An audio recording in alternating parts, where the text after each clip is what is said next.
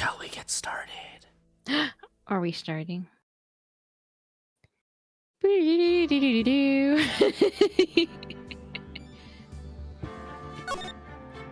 Alright, are you ready, Renu? I'm so ready. Are you Let's ready go. for this? Oh, let's do it. Oh my god. I hope they give us more than one hit point. February 10th, No. 1:06 p.m. District Court, courtroom number 7. Ooh, girl, you in trouble.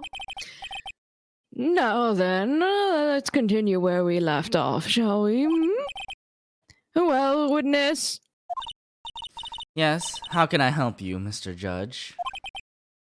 Well, it seems that if we're to learn the truth, we'll need to hear your testimony, I have no problem with that.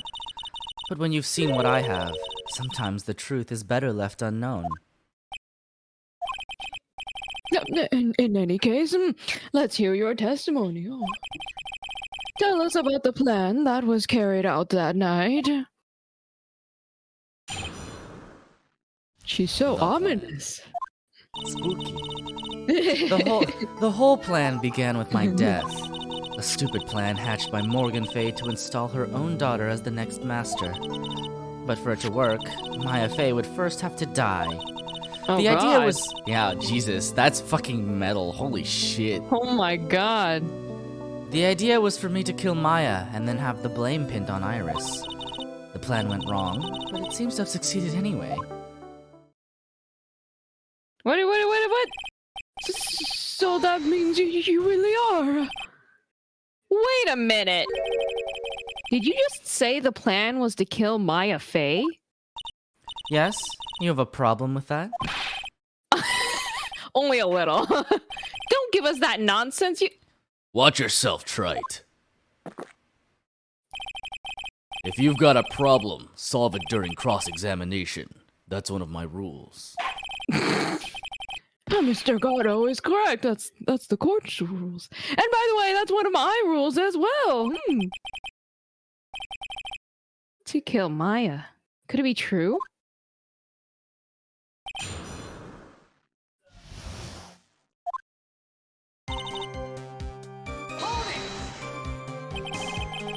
You were executed last month, correct? Oh my god, that's one question. Right. Yes, I was hanged. It wasn't exactly pleasant. They still do hangings?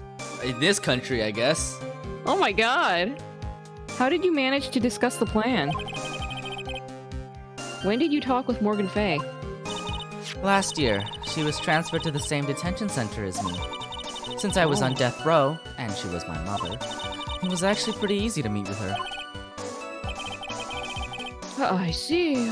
So that's when you discussed the plan? Are you crazy? At first, that woman was planning to kill me as well, even though I'm her own daughter. Bro. I'll make Pearl Fay the master of crime? Holy shit. Oh boy. My god. She's playing favorites with her own children in like Poor the Pearl. deadliest way possible. Jeez Louise. She's a cold, twisted woman. She thought she could finally regain her lost honor. The honor she lost when her younger sister Misty took her place as the master. Ever since that day, she's been working on this plan. A plan, huh?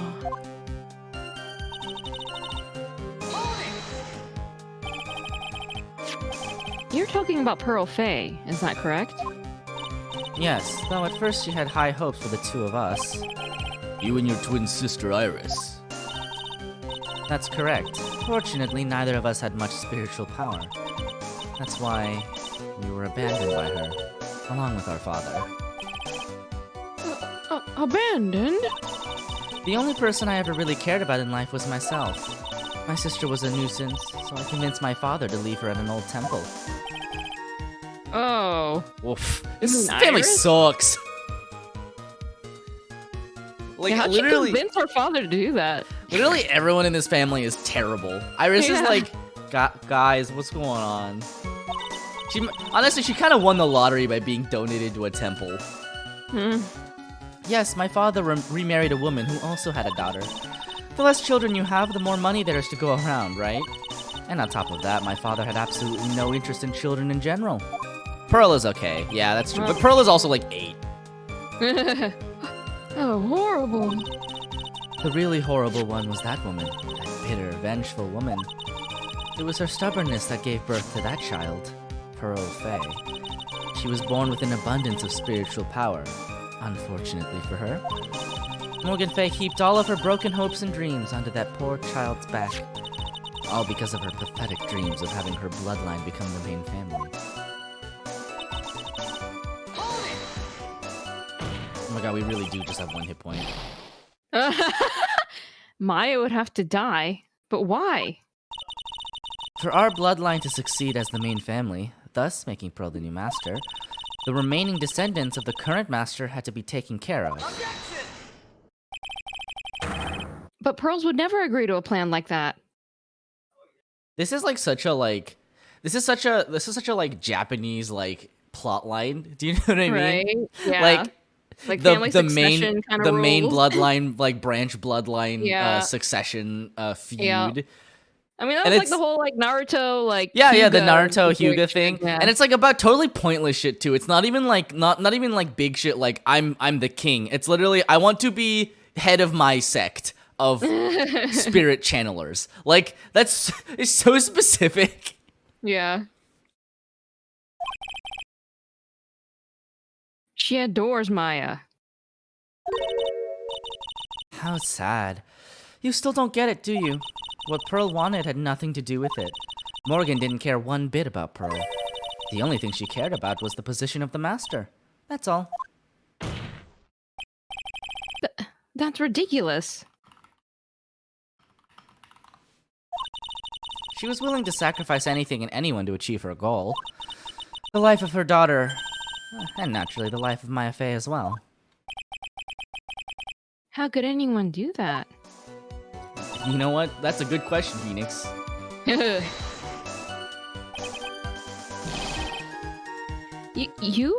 You are going to kill Maya? Pearl didn't need to know anything about it. All she had to do was follow the instructions in the letter and channel me. Then I would have simply used her body and finished the job.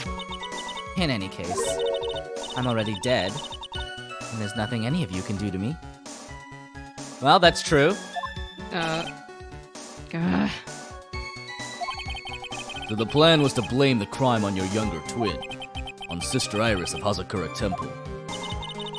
She and I look absolutely identical. No one can tell us apart. If someone were to witness me killing Maya, naturally they would think it was Iris that had done it. And the witness in this case was the head nun, Sister Bikini. I never would have guessed she was going to return to Hazakura Temple that night. But she wound up seeing Iris's crime anyway. But why did you want to pin the murder on Iris in the first place? She's your twin sister, isn't she? Stop trying to wrap your head around it, Judge. I know. It seems like the case is over since Iris seems pretty clear with his confession. I mean, she's also dead. Twin sister. Don't make me laugh. She's nothing but a backstabber. I couldn't care less about her. Backstabber. Wow, welcome back, Mads. Welcome back to Whoa. the Women Respecting Club. I hope you enjoy your Kiryu Women Respecter emote. Oh, that's right. You didn't catch all of it, huh? Yes. Dahlia Hawthorne is dead. You just don't understand. You never will. Anyway.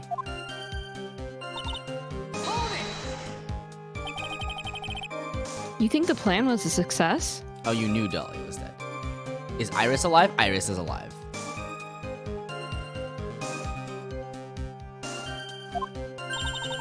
You heard me. Just as that woman had hoped. Maya Fey is dead. Now the title of the master will pass on to Pearl Fey. That's absurd. Maya's just... She's just trapped. Trapped inside the sacred cavern. She's just trapped inside the secret cavern, sitting on a pile of ice, Yeah. in an earthquake. Oh Yeah. god. Really? You're as foolishly optimistic as ever, aren't you? My darling Feeny. No. Do you want to know the truth? Ever since we met, I've despised you.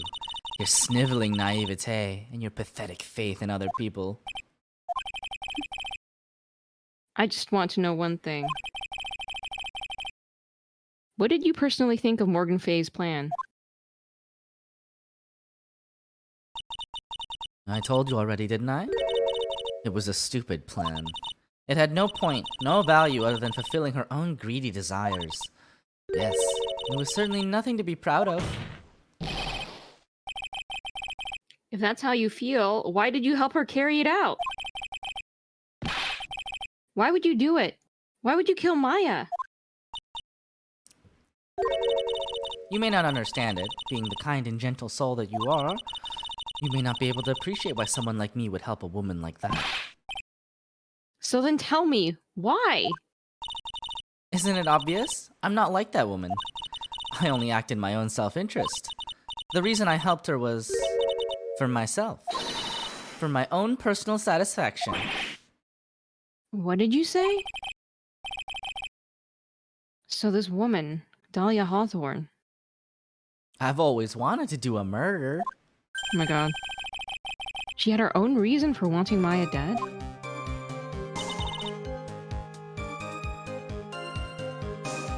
Do you understand why I would kill Maya Fey now? What my goal was? I don't know shit. We ain't know nothing.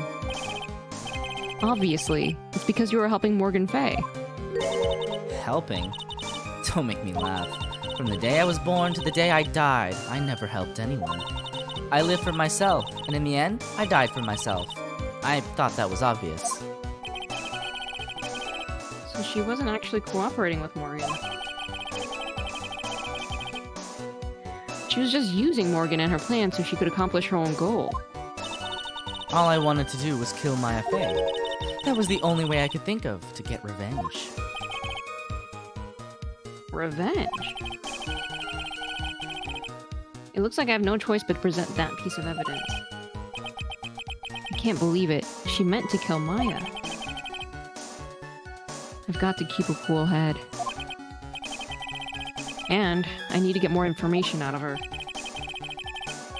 It's the only way to understand this plan, and what she was after as well.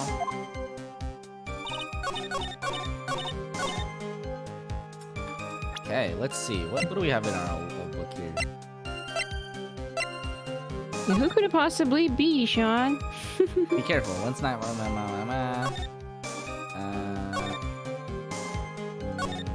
Okay, not this.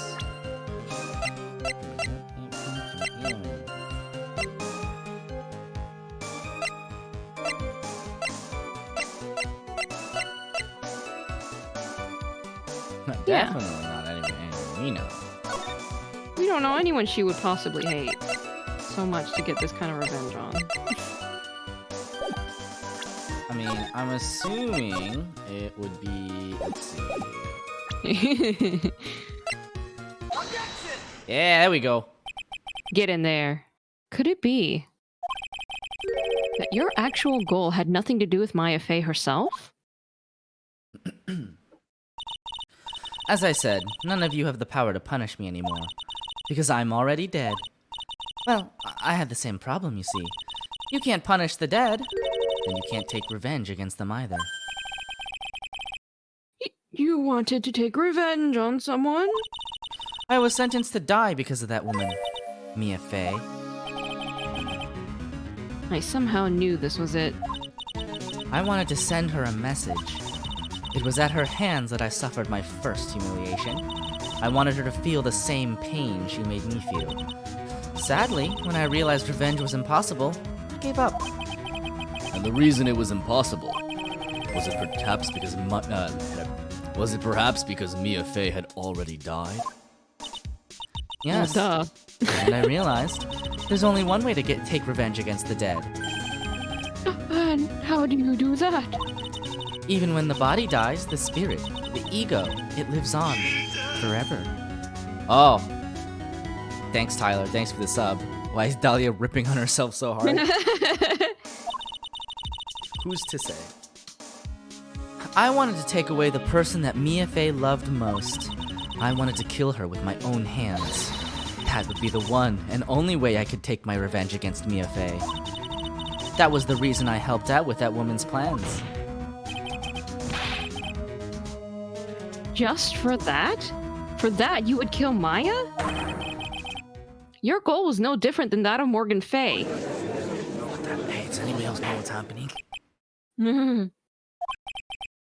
As they say, the apple doesn't fall far from the tree. Ooh, get in there, Judge. What a cruel plan. Cruel, cold, and heartless. Don't waste your time preaching to the dead. I've already told you. There's not a thing you can do to me. That night, at about 9:30 p.m., I materialized into this world. I quickly pinned my hair up and put on a demon-warding hood. Then I picked up the staff that was by my side and I left Hazakura Temple. So it was Elise Dunim who channeled her after all. That ridiculous head nun never noticed a thing. She left Maya-Fei at the inner temple and wobbled back, clutching her poor old back. What did you do then? That kid was easier to handle than I had hoped. I caught up with her in front of the stone lantern, then I took out the dagger I got from the storeroom and...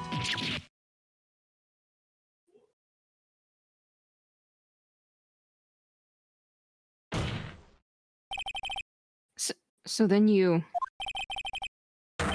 saying you stabbed Maya? It's strange, but I don't have a clear memory of what happened after that. What does that mean? No clear memory? I don't know. I think I was stabbed. You were stabbed? At the last minute, Maya-Fei must have stabbed me. I'm sure of it. That's not like her at all. Maya wouldn't stab a french fry with a plastic fork. Maya couldn't fight her way out of a wet paper bag. I'm gonna come for you, Phoenix! Anyway, I suddenly lost consciousness. But before I did, I scrawled her name on the lantern. Just as I was passing out, I wrote Maya behind my back. Yeah, Maya would just fucking destroy some french fries. I don't know what you're talking about. I had hoped it would cast suspicion on her. I guess it doesn't matter, she's dead. She wouldn't use a fork to do it, though. No, she would just grab it with her hand. Just... Yes, exactly. I can't believe she was thinking of that until the bitter end. That's where my memory temporarily stops. It stops. I don't have any memory of actually killing Maya-Fei with my own two hands. My very last memory was... Ooh. Maya's terror-filled eyes. When I woke up after that, I was in the sacred cavern surrounded by darkness. You were in the sacred cavern? The entrance was sealed with one of those trick locks. Somehow I had been trapped in there. But how did you wind up in there? I'd like to know that myself. Anyway, I was worried. I didn't know whether or not Maya-Fei was dead. I swore I wouldn't return to the underworld until I knew I had killed her myself. For a ghost, you're one tough cookie. I wanted to get out of there and make sure she was dead. But I couldn't do it. I couldn't get out. The trick lock stopped you, huh? I didn't know how to remove it. So then you're saying you were actually confined against your will inside the sacred cavern? Yes, I wanted to get rid of that annoying lock as soon as possible. But it wasn't easy. I kept getting interrupted while I was working with it. Interrupted? It was early in the morning, but someone came into the training hall. What? Who? Could it have been Maya? I thought the same thing, but I couldn't see. Why not? If someone had spotted me, I would have lost my chance to take revenge. So I made sure to hide myself well at the back of the sacred cavern. That morning, only 2 people could have gone into the training hall. Maya and Pearls. Pearls went there to cover the hanging scroll in gravy. Still, I finally managed to remove the lock, but I was too late. What do you mean by that? The flies had already started to gather. The bridge had been fixed and the police had started their investigation, correct? Naturally, I couldn't go out. So instead, I returned to the cavern and put the lock back on myself. I realized I wouldn't get a chance to see Maya's corpse as I had hoped. But just then, Lady Luck showed up. Lady Luck? After that big earthquake, she showed up, all by herself. The real Iris? She said she'd come to make sure the sacred cavern was alright. Stupid girl. I came out from the sacred cavern and got a feel for the situation.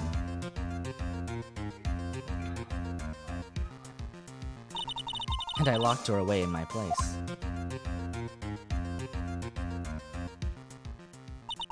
I had finally learned exactly what had happened. It was then that I learned that the plan had actually succeeded. What do you mean your plan had succeeded? I had misunderstood one thing, you see. That night, the one that summoned me, I had assumed that it was Pearl Fay. Well, of course you would have assumed that. It was written in the instructions. But I was wrong. The person that had actually called my spirit back was... Misty Fay, the picture book author. What? Well, that's really the only possibility, isn't it? After I lost consciousness in the garden, it was her body that was left lying there. Maya Fay. I wasn't able to kill her with my own hands after all. But even so, I made her commit the most vile sin a human can commit. And that is? Matricide, the sin of killing her own mother. No way! Bro, that's fucked up. Order! Order in the court! What is the meaning of this? It's true that I was the one who attacked Maya Fay. But even so, the murderer who actually snuffed out Misty Fay's life was none other than your darling little Maya. Ridiculous! That's nonsense! Are you sure about that? Just think about it. There's even evidence supporting these facts, isn't there? What? What do you mean?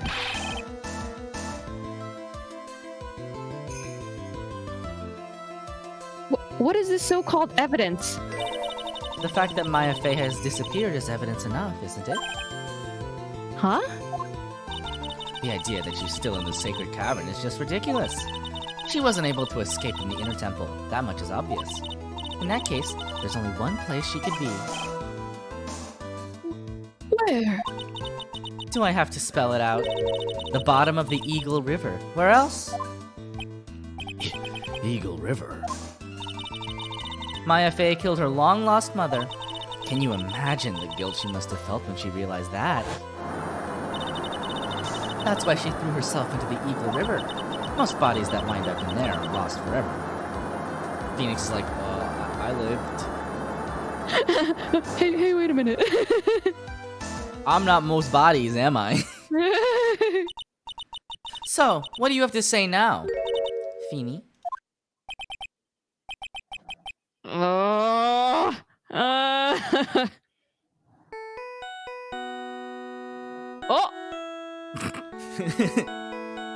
Mosh Mosh? Oh. Wait, hold on. I have to get this as my ringtone. Actually, sure. Oops, sorry. That's my phone. What kind of ringtone is that? A great one! An amazing one! Beep. Gato here. He's just answering it! In the middle of You court. are not allowed to do this in court. You're not even allowed to have your phone. Yeah. Anyway, let's see. Okay. Thanks.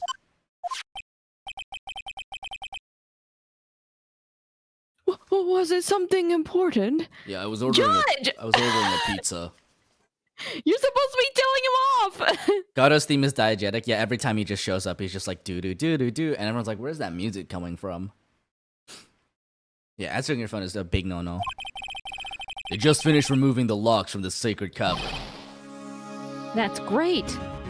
I mean, okay, alright, like, that's cool, right? But also, like, surely they would have some other way of, like, sending that message to you when you're in the middle of a courtroom. Right, like someone would run in to like let you know or something. You I found don't the ringtone? Perfect. I'm gonna download it later. know.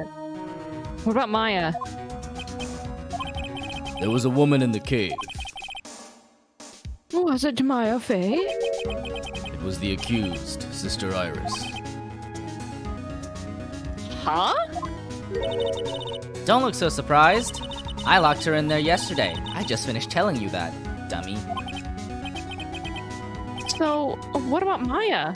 Where is she? There was no one else found inside the sacred cavern. No, it can't be.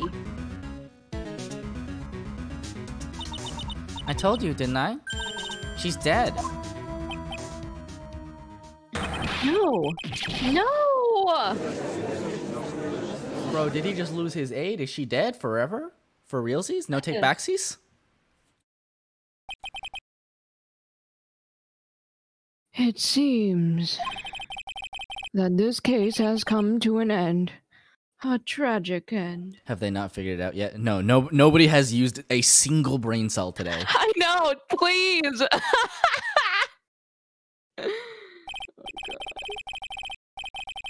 Sadly, it appears the killer of Elise Junim, also known as Misty Fey, was her own daughter, Maya Fey. I always knew that rabble-rouser was trouble, that she would murder someone someday. She kept showing up in my court. It was only a matter of time. Overcome with guilt for what she had done, all these crimes, Maya Fey jumped to her death in the raging waters of the Eagle River. We got her! Third time's the charm! Woo! Yeah, my baby! God. It can't be.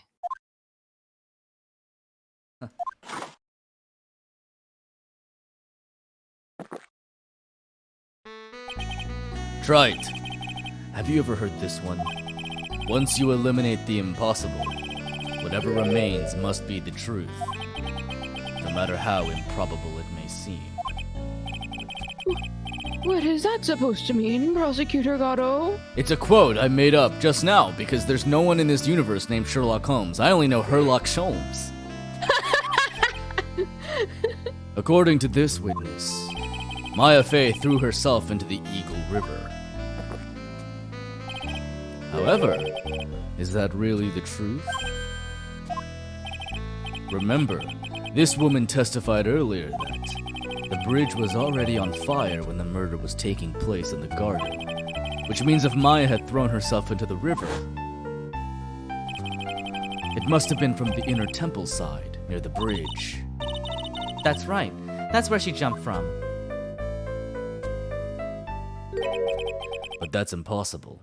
Yeah, because there's no river on that side. Yeah. Kato's like, it's my turn to use the brain cell.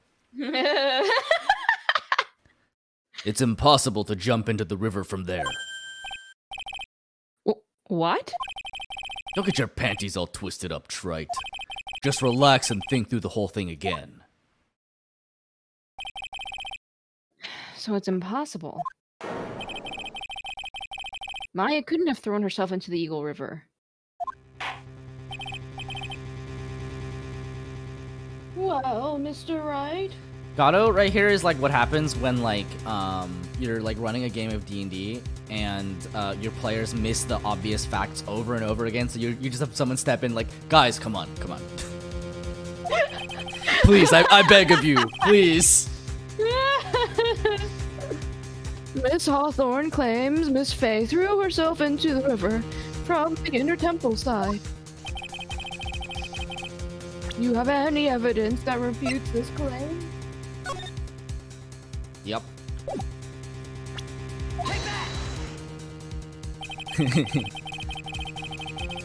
It's impossible to jump into the Eagle River from the inner temple side. That's true, Maz is great at these. No one knows that better than this witness. What did you say? 11 years ago, you jumped into the very same river. Just take a look at this overhead map.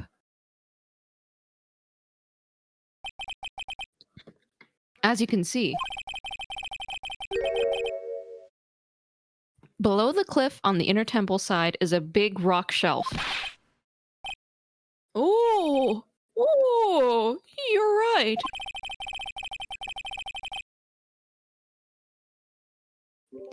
She wouldn't have reached the river if she had jumped off from there. In other words, if she had jumped, we should be able to see her body in this photo. Ah.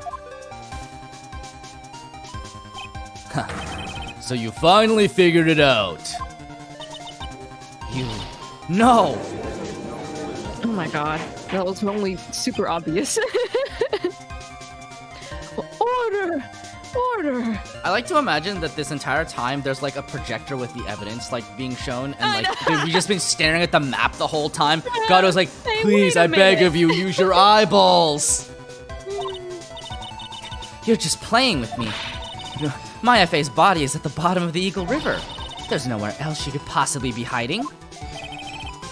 Miss Hawthorne, have you ever heard this one before? Oh my god. Once you eliminate the impossible, whatever remains must be the truth. Yes, just a few minutes ago. Yes, exactly, Phoenix. Maya Fey wasn't inside the sacred cavern. We now know that she didn't throw herself into the Eagle River. Phoenix literally just repeats a fact he heard 10 seconds ago. Correct. That eliminates all the most likely possibilities. Now, although it seems improbable, there's still one other place she could be. Let's go. Let's go. What? What is this one possibility you're talking about? That's obviously a bluff. So where is her dead body then? Finally, I think the pieces are falling into place. Normally, the living have no way to punish the dead. But I think there's a way to give Dahlia Hawthorne the ultimate punishment. Shall I tell you, Miss Hawthorne? Shall I tell you where Maya is this very instant? Maya Fey is... in this very courtroom. Ooh! There's only one possibility left. Namely, she's right here in this very courtroom. Phoenix is like, one of my rules, I only have 17 cups of coffee in a day. Maya Fey is here. You say she's here in my courtroom. What's this guy talking about? Dahlia Hawthorne, I seem to recall that you said... I had misunderstood one thing, you see. So what? But I think there's one more thing you misunderstood. What do you mean? Tell me something. At this very moment, who is channeling Dahlia Hawthorne? That's obvious. It's Pearl Fey, that pathetic little sniveling runt. You're wrong. Pearl's tried, but she couldn't do it. I've never failed at channeling someone. This is the first time it's happened. Don't worry, Pearls, it happens to everyone. Isn't there any explanation for why you couldn't channel a spirit? It could happen if someone else was already channeling the same spirit. Someone called me before Pearl did. Who? Oh, Dahlia. Oh, Daria. Pearls even tried again on the day after the crime. But she couldn't do it. What could that mean? I think the truth is becoming clearer to you right about now. Am I correct?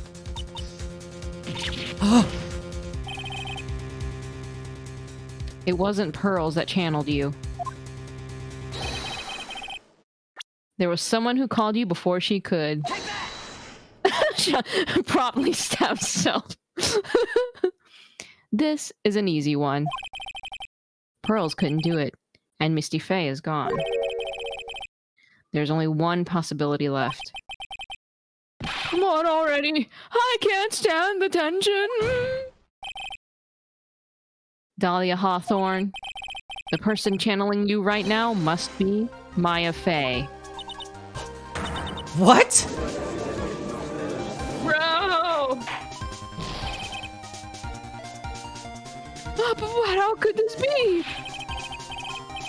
Remember what this witness, Dahlia Hawthorne, said about her goal. She said that her goal was to kill Maya Faye. Yes, that's right.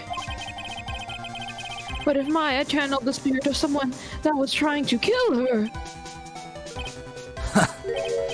Well, Gramps, what would happen? Could it be? It looks like you finally understand, Your Honor. Well, I don't. What are you going on about? What I'm going on about is the reason Maya channeled you. And there's only one reason. Oh boy, let's save. I'm afraid. To protect herself from you. Yeah, okay, good. Protect herself? From me? Yes, of the night of the crime, you were only interested in one thing. Killing Maya Faye. The path back to Hazakura was closed off, and there was nowhere for her to run. So then the problem became... where would be the safest place to hide?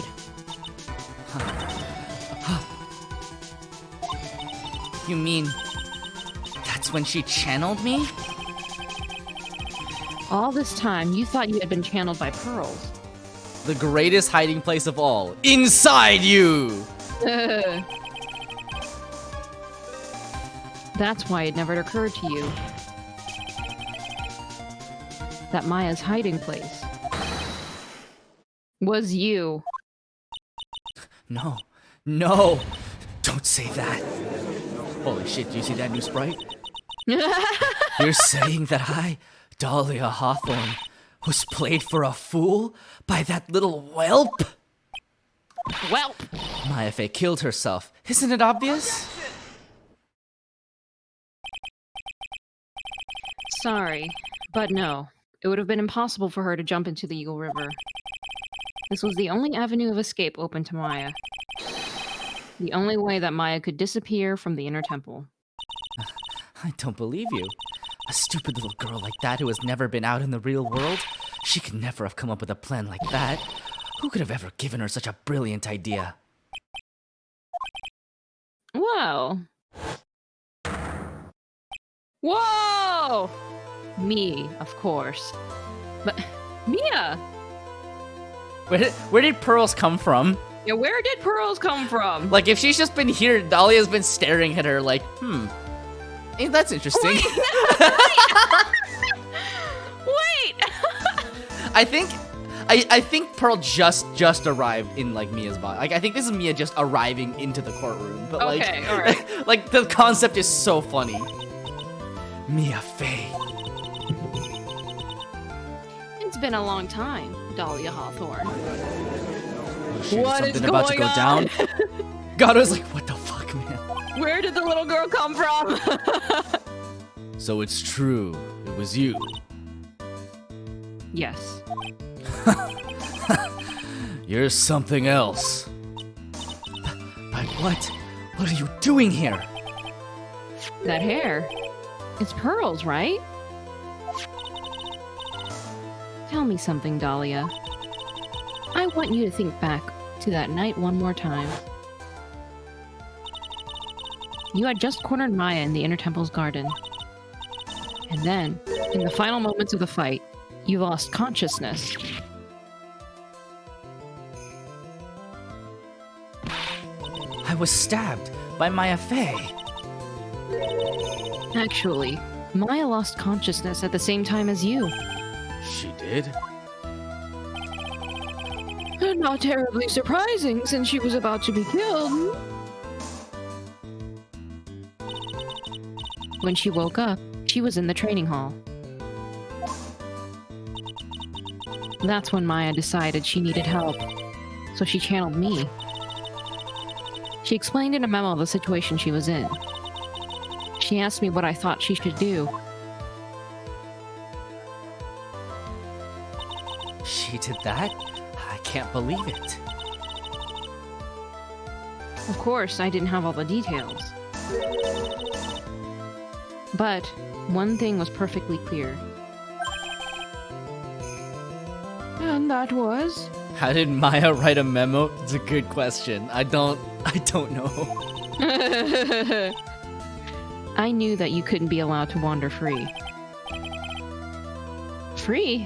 What do you mean? It was a race against time, so I wrote down 2 things that Maya had to do. Channel Dahlia Hawthorne as soon as possible. And lock herself in the sacred cavern until help arrived. So it was Maya who put that lock on there. Yes, but why did you order her to do those 2 things? If she hadn't done it, Dahlia Hawthorne would have been channeled by someone else. By one Pearl Fae. Pearls? Yes, Pearl didn't properly understand the plan. So all she was trying to do was follow her mother, Morgan Faye's instructions.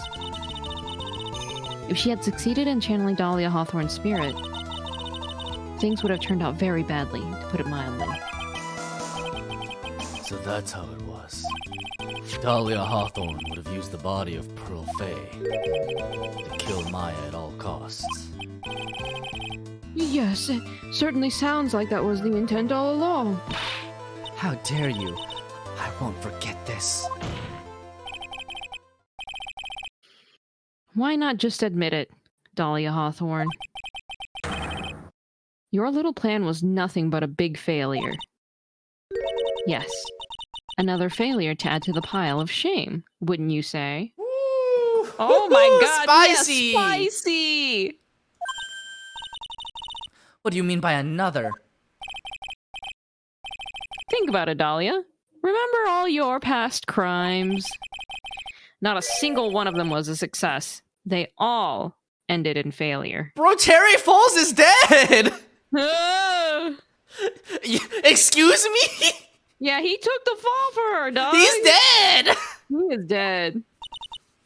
What? How dare you? 11 years ago. Oh, we're going right there. The fake kidnapping. Your very first crime.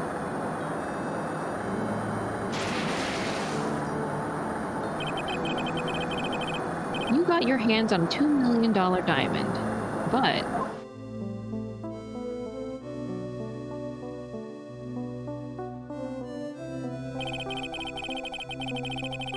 After Terry Falls escaped and went to meet with Valerie Hawthorne, the truth was exposed. Shut your mouth. That wasn't my fault. It was because of that stupid oaf of a prisoner and that weakling of a policewoman. And then, 1 year later, you tried to kill me. Phoenix completely glossing over the fact that a man has died because of Dahlia already.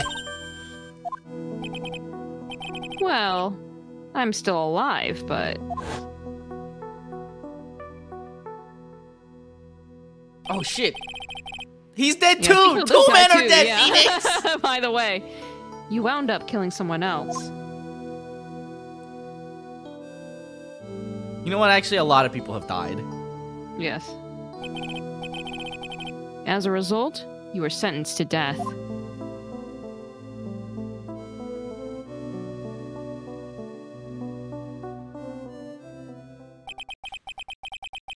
It's one stupid move after another for you, but it's no longer funny.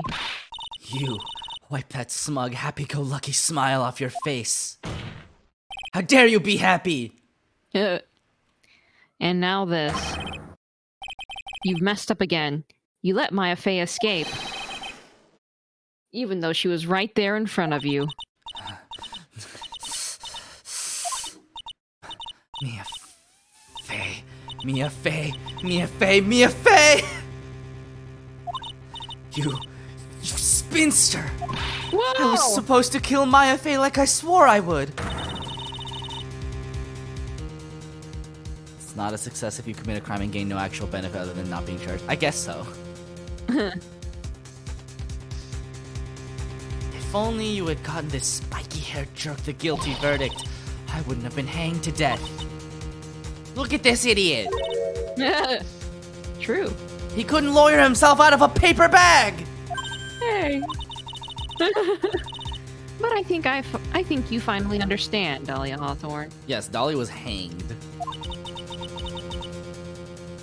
See, that's what surprised me too, Mads. I was like, wait, they still hang people? in this universe, I guess. I mean, the law doesn't exist in this universe, really, so... You will never defeat me. What? What did you say? Whether you're alive, dead, or somewhere in between, you will never defeat me. As long as I'm around, you're destined to lose for all of eternity. You some kind of loser, chicken loser, buck buck buck.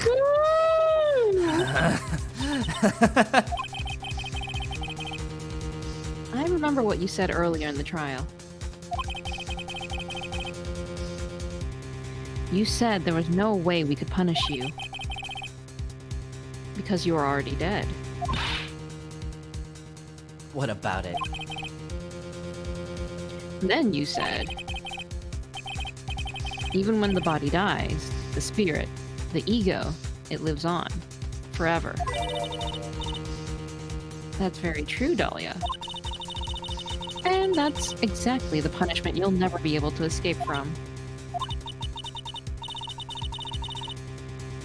For all of eternity, you'll have to remain as Dahlia Hawthorne. A miserable, pathetic, weak creature who can never win at anything. Oh my god. The lesson is not that Phoenix has grown as a lawyer, but that Mia cannot be weakened even by the grave. This is true.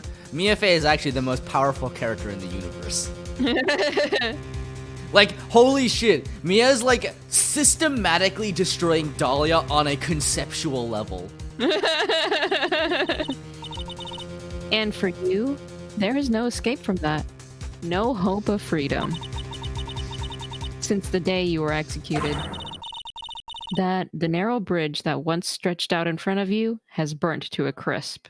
Mia has in fact only grown stronger and spicier. What does kill you only makes you milfer. You're wrong. It can't be. How could I lose to the likes of you? It no longer matters. I don't care whether you win or lose anymore. The only thing I want is for you to come out of Maya's body right now. Get out of there. Oh,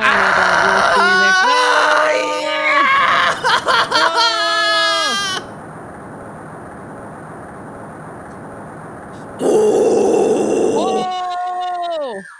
Holy shit.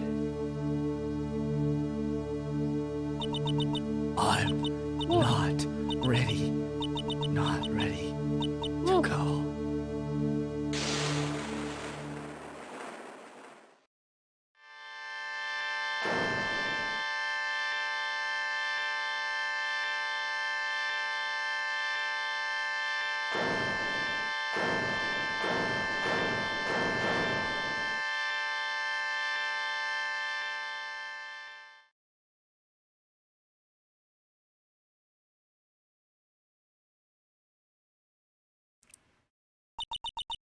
Nick.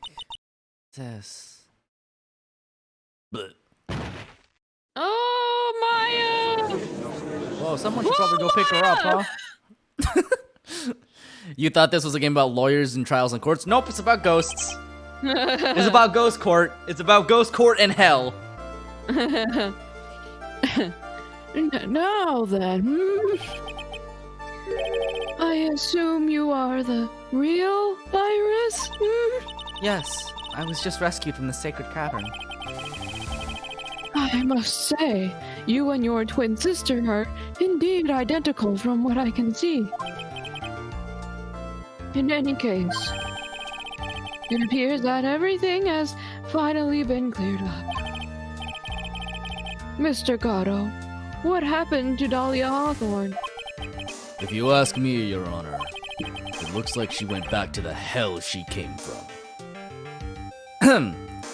Double, toil and trouble, fire burn and cauldron bubble, fillet of a fenny snake, in the cauldron boil and bake, eye of a newt and toe of frog, wool of bat and tongue of dog, adder's fork and blindworm's sting, lizard's leg and howlet's wing, for a charm of powerful trouble, like a hell broth boil and bubble, double, toil and trouble, fire burn and cauldron bubble, cool it with a baboon's blood, then the charm is firm and good.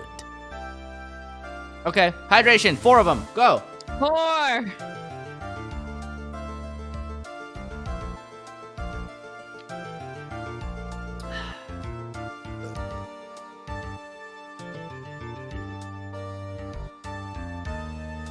Okay, these have been completed. Boop, boop, boop, boop.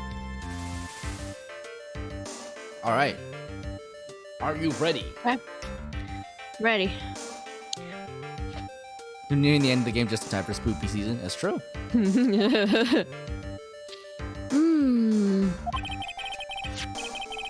It seems that Misty Faye wasn't the only victim of this crime. Maya Faye, as well as the young Pearl Faye, were also victims of this wicked and selfish plan. Yes, Your Honor. The tragedy of Medium Valley has finally come to an end, it seems. Finally, the small mediums at large have been caught.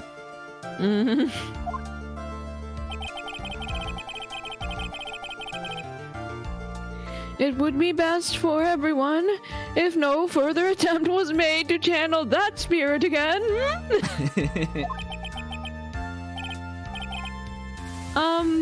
Your Honor? What happens now?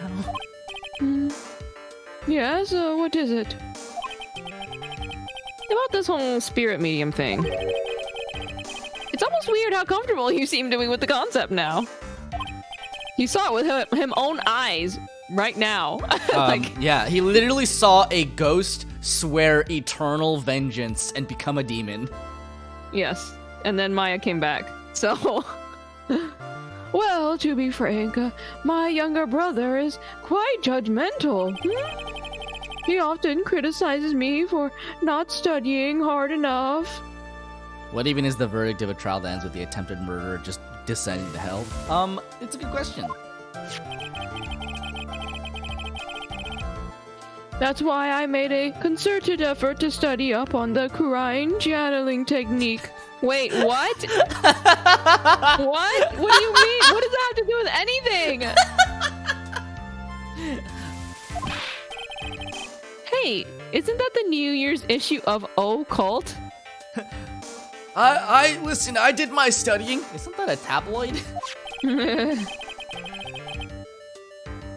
I've seen quite a few things in my many years on the bench. And in all that time, I've finally learned this one thing. Alright, here we go.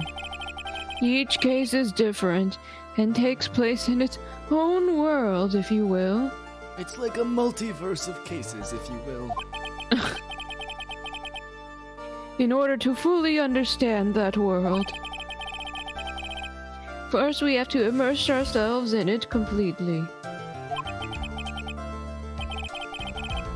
And that's where my brother and I used to differ.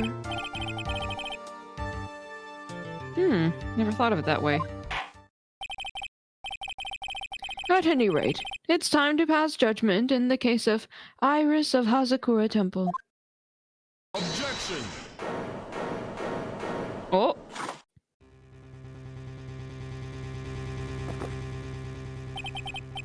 You're a little too fast with that gavel, Your Honor. What do you mean by that, Mr. Gatto? This trial, it isn't over yet. That's what he means. What? Trite. Remember what Miss Evil Spirit said in her testimony. Huh? Dahlia's testimony? I caught up with her in front of the stone lantern. Then I took out the dagger I got from the storeroom and...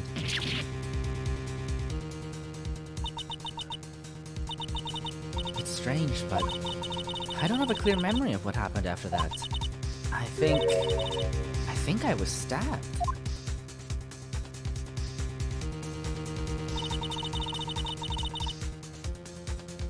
Just as Dahlia Hawthorne was about to attack Maya, she was stabbed and killed by someone. Yes, that's right. The person that was ultimately killed was the spirit medium that channeled Dahlia. Elise Duny, no, Misty Faye. But who killed her? We still don't know who did it. This isn't over? This isn't over? We put away a demon! Unless someone else is found guilty, the accused is still on trial. We can't let her walk until there's evidence that proves her innocence. No way! But this court isn't prepared for any further testimony. The prosecution is ready to call our final witness. Final witness? Oh shit, he's ready. This one will clear up the whole mystery. The mystery of who killed Misty Faye. Indeed. Is it really all right, Mr. Prosecutor? Of course it's all right, Madam Attorney. Very well then. Who is this final witness? Isn't it obvious? There's one person who saw the whole event and will put the final dagger in this case. So someone who saw the murder take place? The very person who saw her mother killed in front of her own eyes. You mean Maya? Of course he means Maya! I mean, yeah, who else? You can't. She can't testify after what she's just been through. We need to find the truth. The prosecution calls Maya Faye to the witness stand. Can you do that?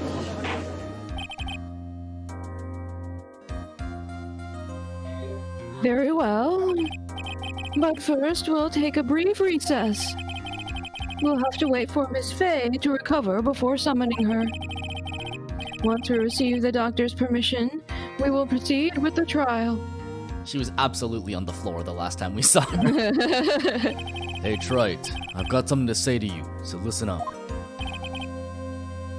What is it? I don't think much of you as a lawyer. Thanks. It's always the same with you.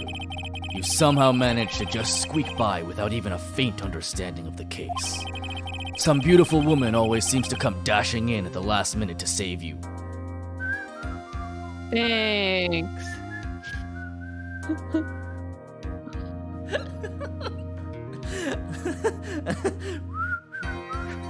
I don't know what you mean. You've got some nerve, sir. But that's not going to happen this time. This time, you're going to have to do this by yourself. That's enough. This court is now in recess. Quit arguing, children. February 10th, 2:56 p.m. District Court, Defendant, Lobby, number 1. I'm truly sorry about everything. You were working so hard to defend me. Yeah. but I was missing all day and we didn't even have a chance to talk. She's right. When I met Iris at the training hall yesterday, they had already switched places, and Iris was inside the sacred cavern. I wanted to at least be in the defendant's box today to root you on. Well, it wasn't your fault. You were locked up this whole time. There's something more important than that, though. I have to ask you. Why did you help your sister out as much as you did? Huh? If you had tried to get help at the Sacred Cavern yesterday, you wouldn't have spent an entire day locked up in there. My sister. I felt sorry for her. She was abandoned by her mother and never got any love from our father either. Yes, but it was the same for you too, wasn't it? She got raised at the temple, and I think she made out like a bandit. She got Sister Bikini. Yeah. Yes, but at least I had Sister Bikini, who was like a mother to me. If only Dahlia had come with me to Hazakura Temple. Like, honestly. Yeah, right? Maybe these children wouldn't have been so twisted. Mm-hmm. I always loved her. Dahlia was always so smart, so strong. She never complained about a thing. That's why I promised her that I would help her. Are you talking about the fake kidnapping case 11 years ago?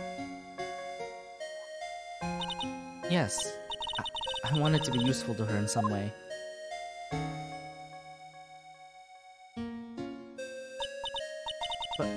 But as usual, I was too cowardly. At the last minute, I ran away. Because of that, Dahlia's stepsister, Valerie, ended up...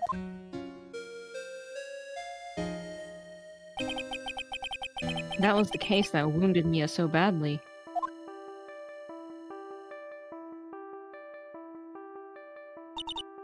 But things didn't end up there. Or, things didn't end there, of course.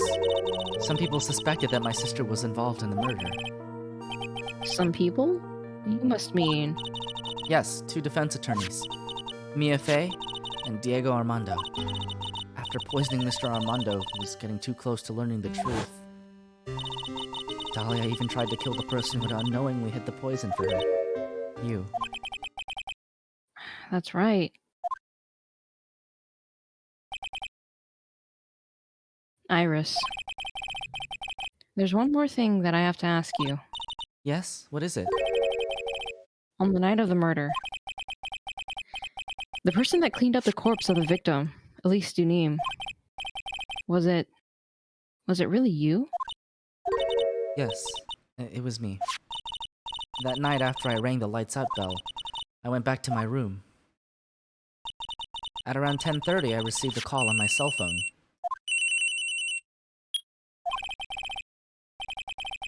There's a problem. Come to the inner temple right away. I got on the snowmobile and headed for the inner temple, but...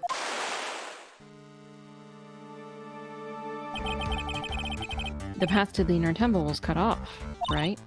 Exactly. We can't just leave the body here. So, you've got to do this exactly as I say. Got it? Whoop! Whee! It's convenient that I just detached right there. Right? It was me. I was the one that received her body. The murder weapon had been left in her body so she wouldn't bleed too much. The staff that Mystic Elise always held. I knew it. So the actual murder weapon was the staff. Yes, that's right. I brought the body back to Hazakura Temple on the snowmobile.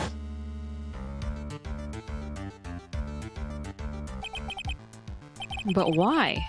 Why did you alter the body? I didn't want anyone to know that the staff was the murder weapon.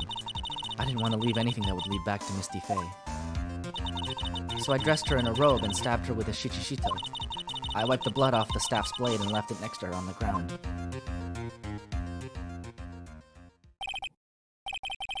Iris, just tell me one last thing. Tell me the name of the person that called your cell phone. The real killer. I'm sorry, Mr. Wright. I can't do it. I can't say who did it.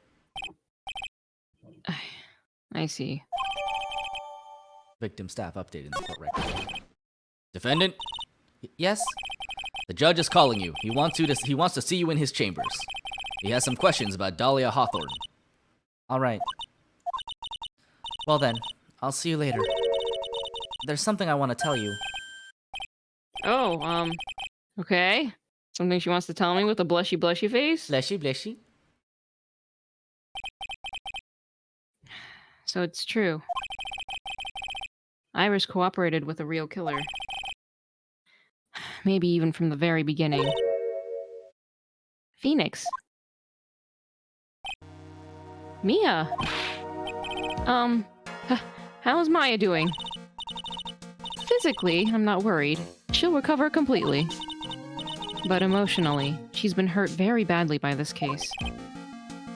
I see. You don't mean... She's learned who Elise Dunim really was? Yes. I went to the medical office and talked with her. I told her everything I knew. But why? Maya is stronger than you think. I knew she could take it. All of it. What do you mean by that? I want you to figure that answer out by yourself. The trial is about to restart. The real killer? Do you know who it is yet? Iris wouldn't tell me who called her, but still. I think that just maybe I know who it was. That night, the victim was killed in the garden of the Inner Temple. And the criminal wasn't just there by accident. Which means... the killer knew of Dahlia's plan from the very beginning. And one more thing. The victim was moved to the Hazakura Temple side by pendulum. In other words, the criminal couldn't cross the bridge. That means they were stuck on the Inner Temple side for almost an entire day. Exactly.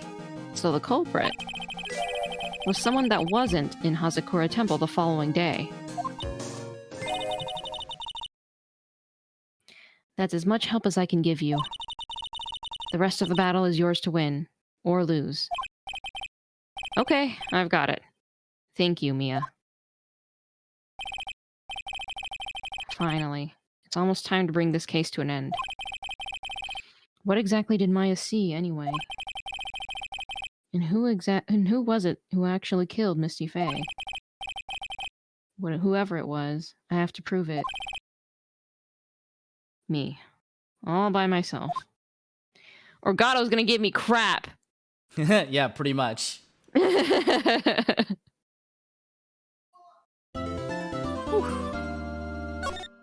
We reached a save point. Alright, let's take a little recess. And then we will start the final piece of the trial. Wow! Do-do-do-do-do-do-do.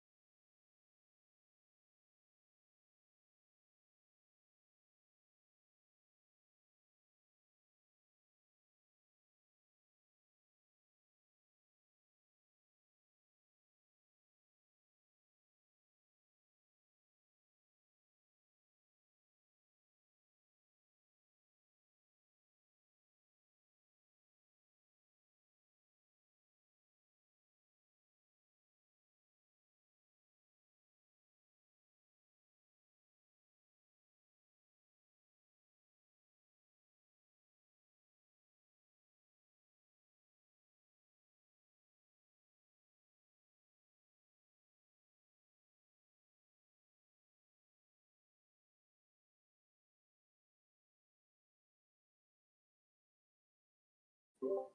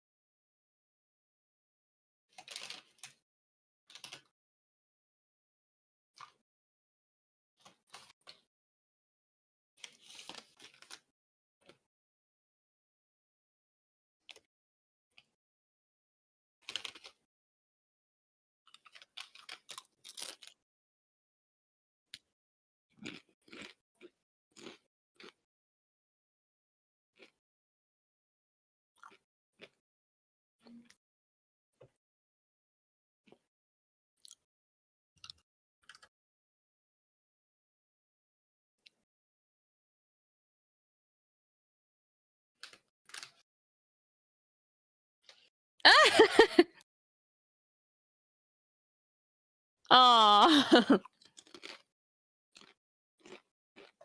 I also realized I totally forgot to put the music on. Oh well.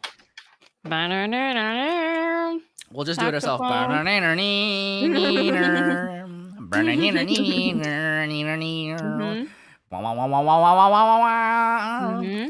See? Who needs music? Okay, wait, hold on. That reminds me. I need to find the Gato ringtone.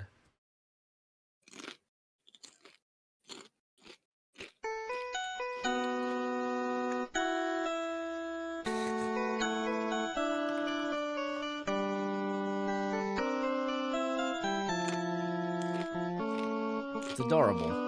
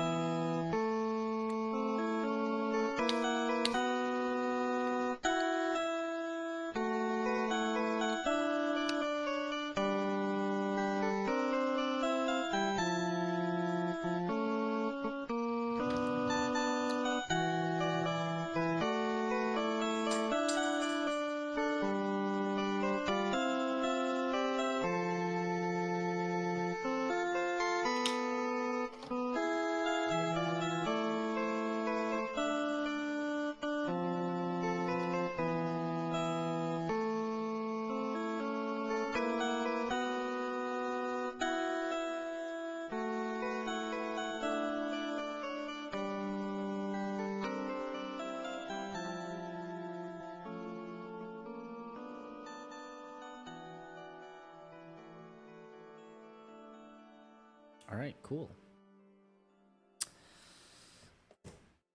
Are you ready? Yeah. Yo, yo, yo, yo, yo.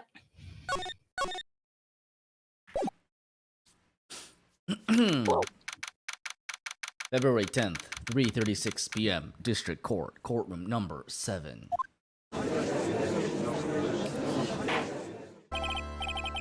Now then, before we proceed any further, I'm going to announce the results of the tests we had performed earlier.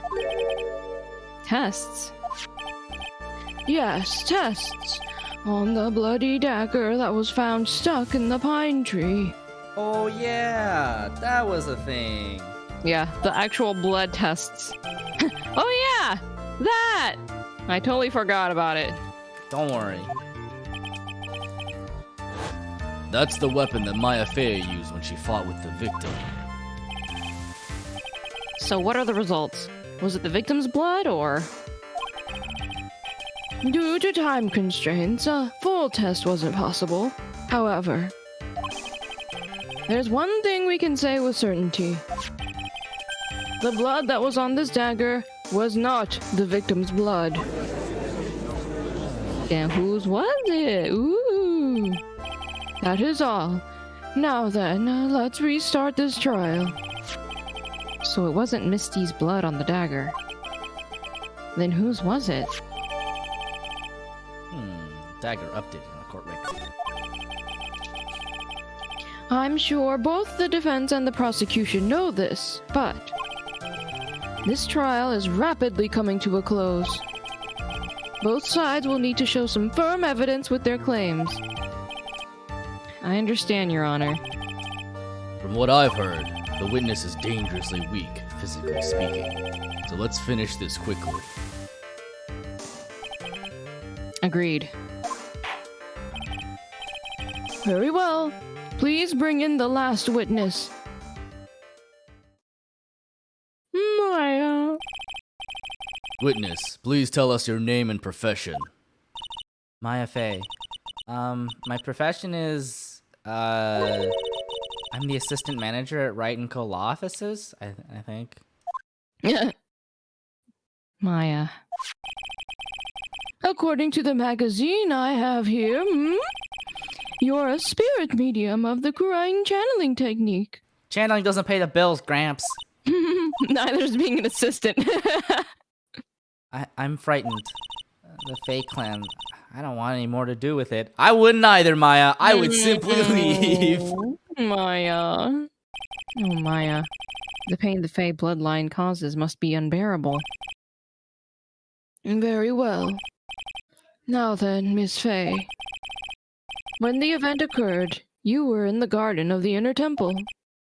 And you witnessed the moment of Miss Elise Dunim's murder. Is this correct? I didn't see anything. Straighten up this instant, young lady. Huh?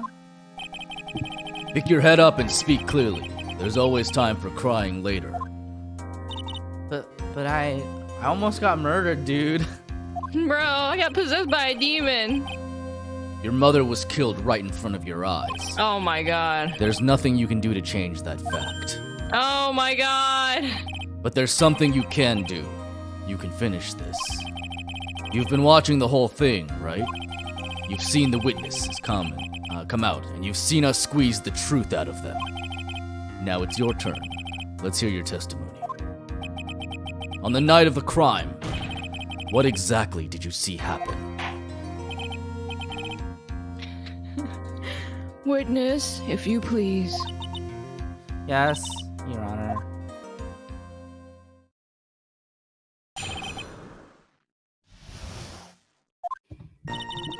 I was passing through the garden on the way to a spare prep room and it happened. Suddenly, someone struck me over the head. I stumbled and ended up against the stone lantern. I think I screamed, "Help me!"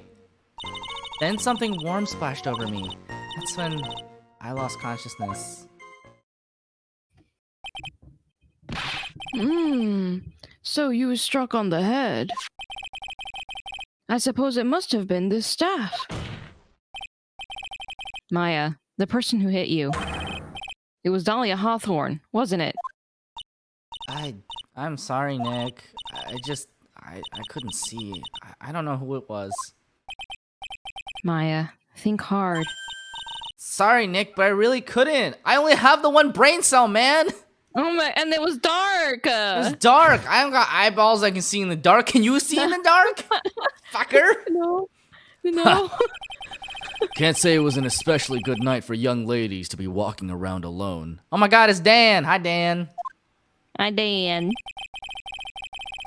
It seems that it will be hard to determine the criminal through testimony alone.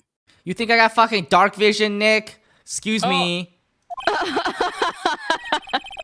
60 feet of dark vision? What do I look like, an elf? Okay, Maya. Very well then, Mr. Wright. Please begin your cross-examination. Maya, hang in there. She doesn't look well at all. Yeah, she probably isn't. When was the last time Maya Fey ate food? I could really go for like 10 burgers right now. I want a burger and then another burger and then maybe some French fries that I'll stab with a plastic fork, Nick. You don't do that, Ma. You eat with your bare hands. What do I look like? Some kind of barbarian? Who else was on the Intertemple side that night? Well, Sister Bikini, of course. But I remember her saying that Iris would be coming later as well. On the day after the incident, Edgeworth met Bikini at Hazakura Temple.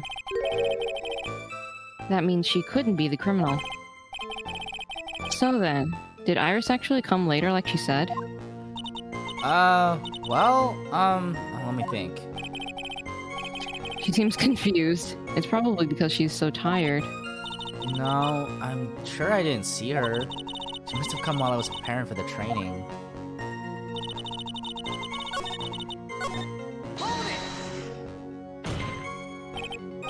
Who did it? Who hit you? Who hit you? I'll hit them. Well, I didn't see who it was. I was hit from behind. You didn't see the person? But after that, your attacker was in front of you. How could you not see who it was? Why are you yelling at me? I'm so tired! Oh, let me think for a sec. I'm sorry, I just can't remember. Maya's having a really hard time. What should I do?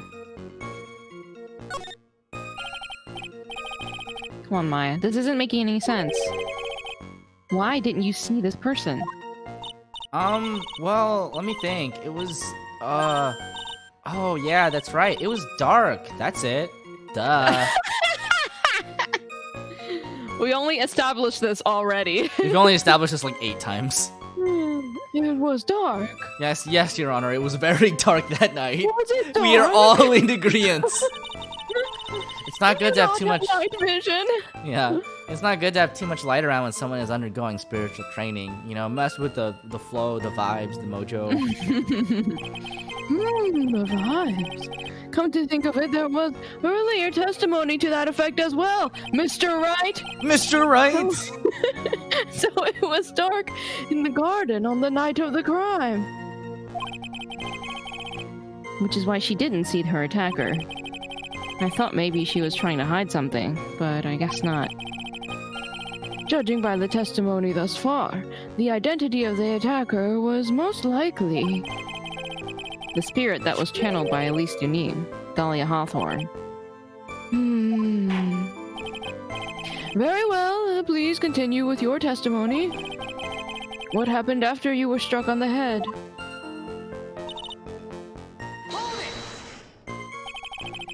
What happened afterwards? My attacker was in front of me, blocking off my escape, I think. You think? After getting hit like that, I was in a state of panic. There were only 2 things rolling around in my mind at the time. Well now, this is beginning to get interesting. So what were the 2 things rolling around in your mind? My name is Maya Fey. 1 + 1 = 2. What? Well, okay, so you see, for some crazy reason, I was afraid I was gonna lose my memory? Maya. I know it's odd considering my life was in danger, but that's how it was. Maya! That's not odd at all. Your actions are understandable given the circumstances. I worry about losing my memory all the time. So, what did you do then? Who are you? Where's my horse?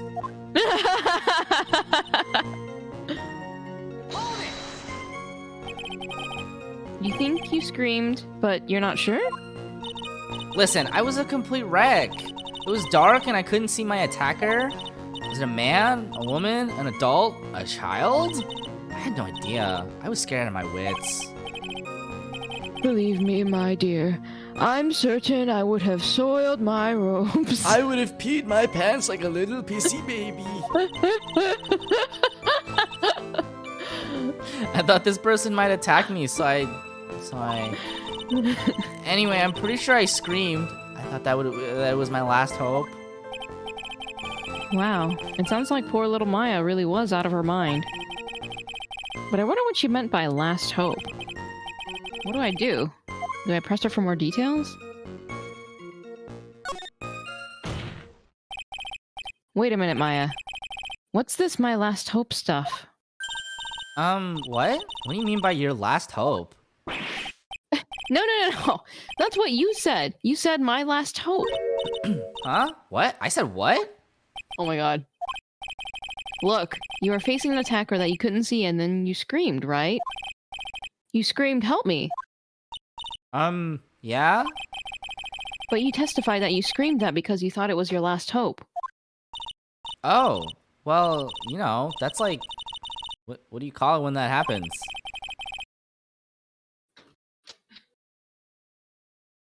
Maya's not doing so well up there. No, she is not. Oh, yeah. Oh, that's right. I remember now. I was facing my attacker, but that's not who I was screaming at.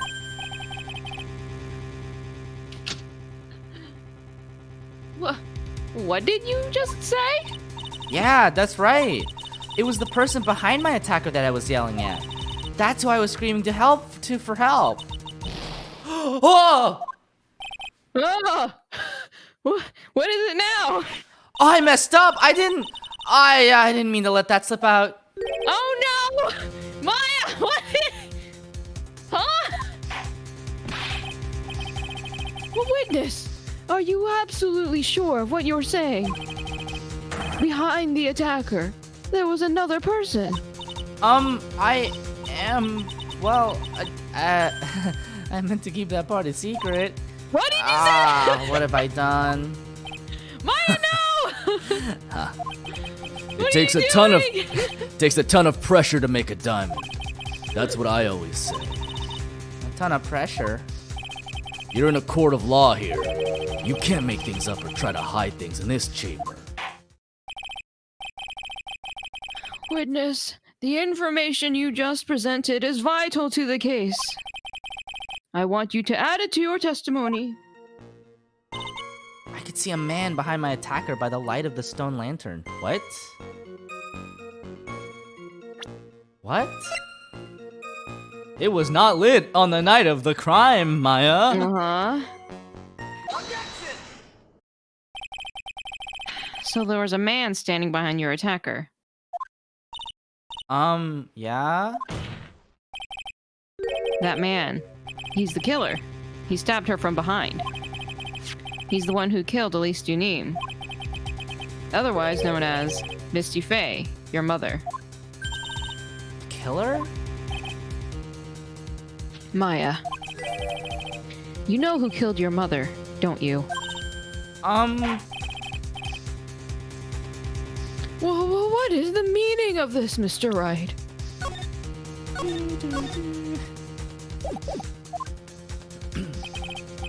To be frank, Your Honor, I think she's in shock and quite confused. That's why she hasn't noticed the huge problem with her testimony. Huh? What do you mean? What problem? Maya.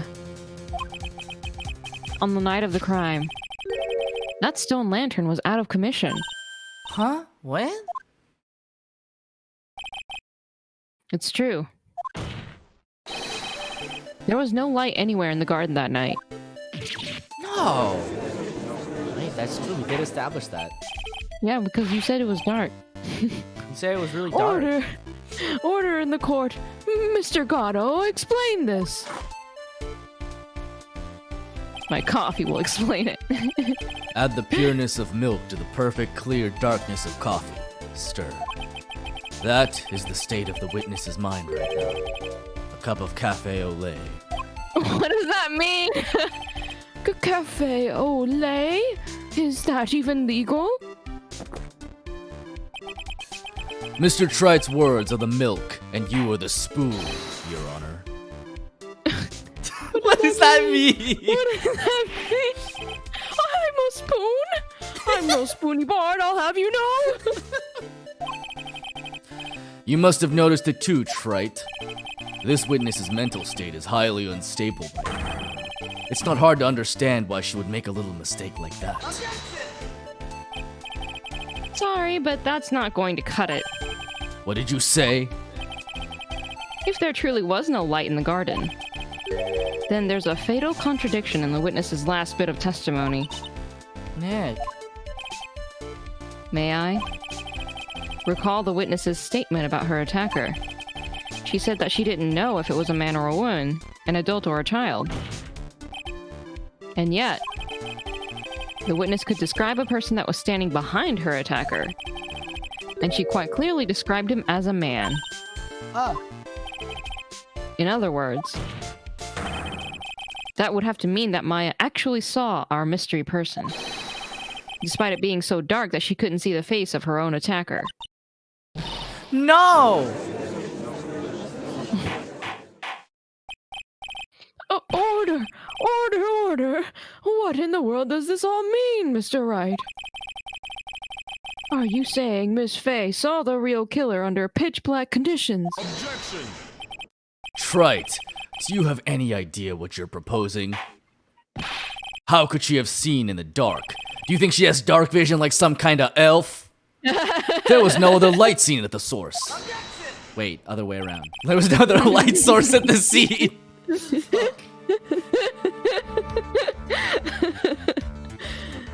There are some things that you can only see in the dark, Mr. Gatto. Maya, did you see who the killer was in the dark? Oh, you did see. Ooh.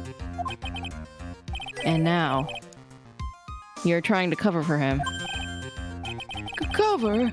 For the man that killed her mother? There's only one conclusion I can draw from this. You know who this man is. Please, Nick. I don't know anything. Please. I'm begging you. You talk a good game, Trite, but let's see if you can walk the walk. It was pitch black, so what could the witness see? I'm calling your bluff. No, Nick, don't. Please stop. Maya's dead set on protecting this guy. The man who murdered Maya's long-lost mother. But I can't let him get away with it.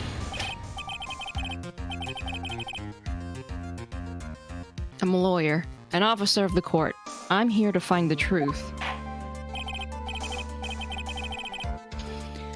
All right, Mr. Wright. Time to show us what you've got.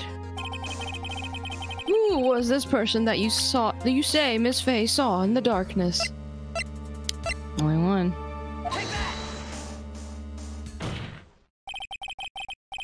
Because it was pitch black, Miss Faye was able to recognize the killer easily. I'm sure the court would like to see for itself how this is possible, yes? What? But how do you propose to show us something like that? It's easy. We just need to recreate the conditions of that night. Conditions? Your Honor, the defense officially requests that all the lights in this courtroom be turned off. Well, they did that promptly. Whoa, this is... But it can't be.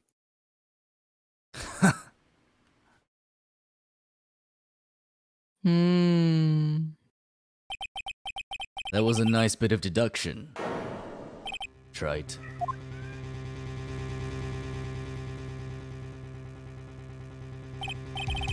Well, everyone, this is the man Maya saw on the night of the murder.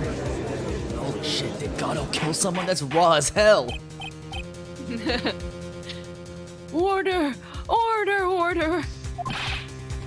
Prosecutor Gatto, what is the meaning of this? Can Gatto fly then? Surely you must be shocked to hear yourself accused of such a thing. He killed Dahlia Hawthorne. He sure fucking did.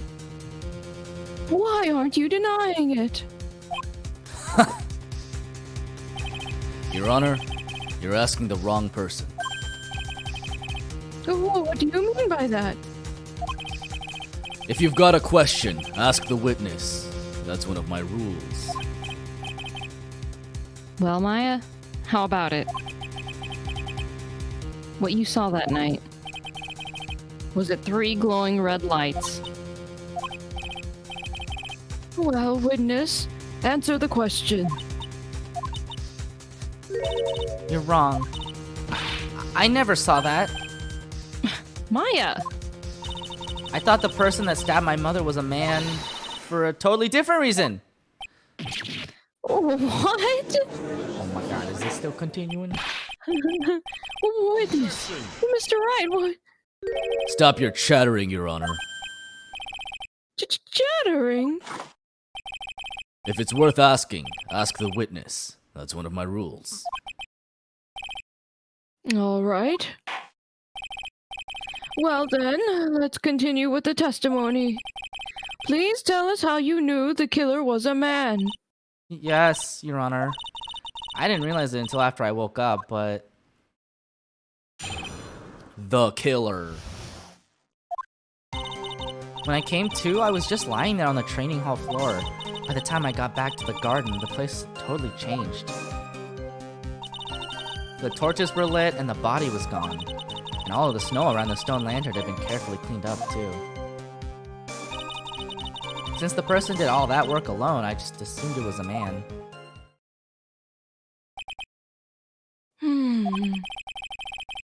So it was after the crime took place that the witness came to think the killer was a man. Yes, that's right. I'm sorry, Your Honor, No need to apologize. It's as Mr. Gatto said, you're utterly exhausted. It's only natural that you would be a little confused. Also, if you consider the situation you described, it doesn't seem too much of a stretch to assume the culprit was a man. Mr. Wright, proceed with your cross-examination.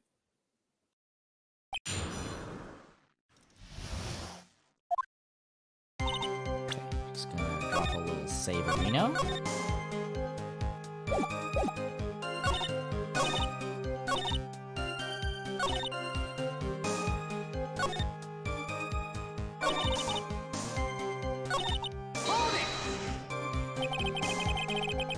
So you're saying the killer cleaned up the snow? It did look really odd. The snow was removed in an unnatural-looking rectangular shape around the lantern. There were a lot of shovels around the inner temple, but they're all really heavy. Way too heavy for me to use.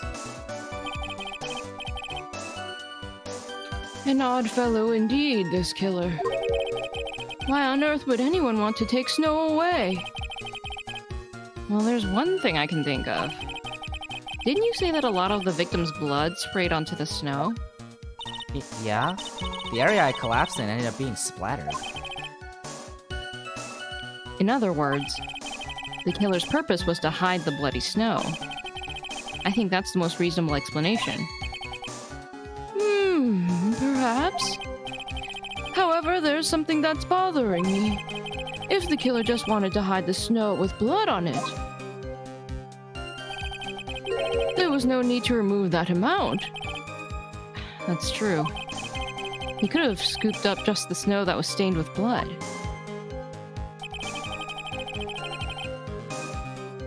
It looks like there are some mysteries behind this issue. But I think this will help explain them.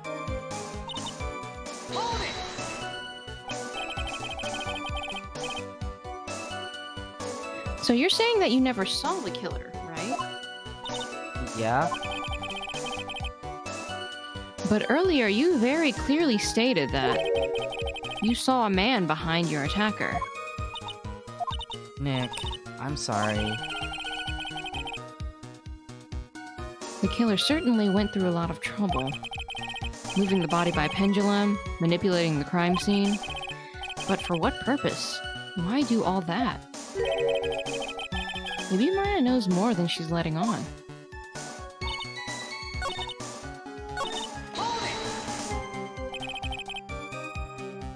The torches were lit? Yeah, that's how I noticed that the whole scene had changed. I'm going to say it was the killer who lit the torches. I mean, who else could it be? The killer probably lit them since it'd be impossible to do any cover-up work in the dark. However, if that's true, there's one thing that still bothers me. Why did the killer go to the effort of moving the body? That's true. It's hard to see how that would be of any advantage to the killer. The only one who would gain anything from that would be the only person that was at the inner temple, Maya. Very well. Let me hear some more about the condition of the crime scene.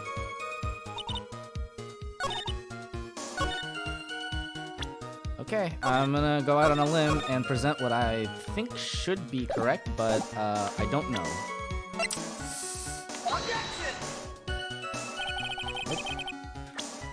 Oh! Not quite. I know what the answer to this is, I just don't remember how to get there. So we're just gonna do the old roll around. So you lost consciousness when you were in the garden, is that right? Yeah, I think. I think it happened when the victim was stabbed. So then the person that carried you into the inner temple... It could only have been the killer! That's what I think too. So the killer carried Maya into the inner temple.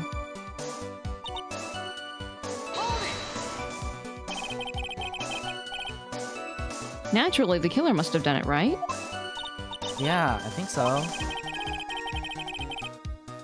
But why would the killer tamper with the crime scene like that? There must have been something that the killer desperately wanted to hide. The truth is, when I saw the crime scene, I felt something. You did? Yeah, I felt like the killer was hiding the evidence for me, for my sake. What? Hiding it for you? Everyone knew that I was the only one at the inner temple that night. If Sister Bikini had come back and looked at the garden... She may have thought that you had done it. No, she definitely would have thought so. And you're saying that's why the killer cleaned up the crime scene to make it look like nothing had happened? Yeah, I'm sure of it. Well, that's certainly an important piece of information. Okay, there we go, we got it. I want you to add that to your testimony. Yes, Your Honor. I think it was for my sake that the cleaner cleaned up the evidence of what had happened. Lamp.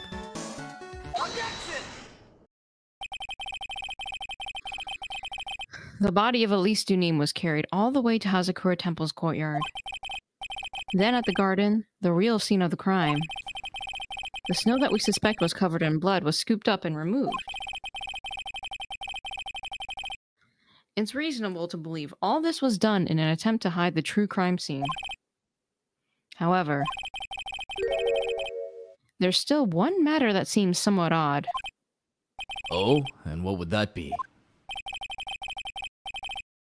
You must have figured it out by now, Mr. Gatto. It's the message written in blood on the lantern. It was written very clearly on the white stone lantern. Maya. Ah. If the killer was so motivated to protect Maya from suspicion, then why didn't they wipe the writing off the lantern? Oh, you're right. For those of you perceptive in the audience, I'm sure you can guess why. Order! Order, order! But Mr. Wright, isn't it a fact that the killer was trying to cover up the crime scene? Indeed, but it doesn't make much sense to move the body and remove the bloody snow. Then not wipe off the most incriminating thing of all, the bloody writing. But if that's the case, do you have an explanation for the killer's mysterious behavior? Why would this killer move the body and remove all that snow, but then leave the bloody writing on the lantern? I don't know what the killer's plan was, but it's a fact that the killer left the writing on the lantern. There must be a reason for it. Well then, Mr. Wright, let's hear your opinion. Why did the killer leave the message written in blood on the lantern?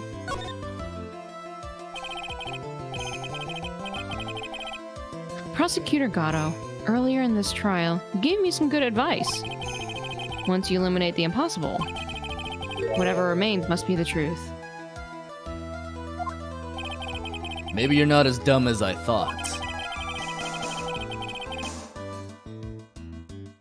The real killer wanted to disguise the fact that a crime had occurred there. If that's the case, they wouldn't have left the bloody writing on the stone lantern on purpose.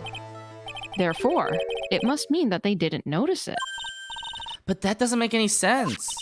The torches were all lit and everything. There's no way any normal person would miss something as glaring as that. You're right. There's no way any normal person would. What? What are you trying to say, Mr. Wright? There's only one person involved in this incident who could have missed seeing the bloody writing altogether. And who would that be? Judge, it happened in front of your dang eyes! Who is the person who could have noticed who failed to notice the bloody writing? Take that! Mr. Gatto, this is what you said yesterday. It was Gumshoe! It was Gumshoe! All along! My eyesight is pretty messed up. Even with these huge goggles on my head, I still can't see everything.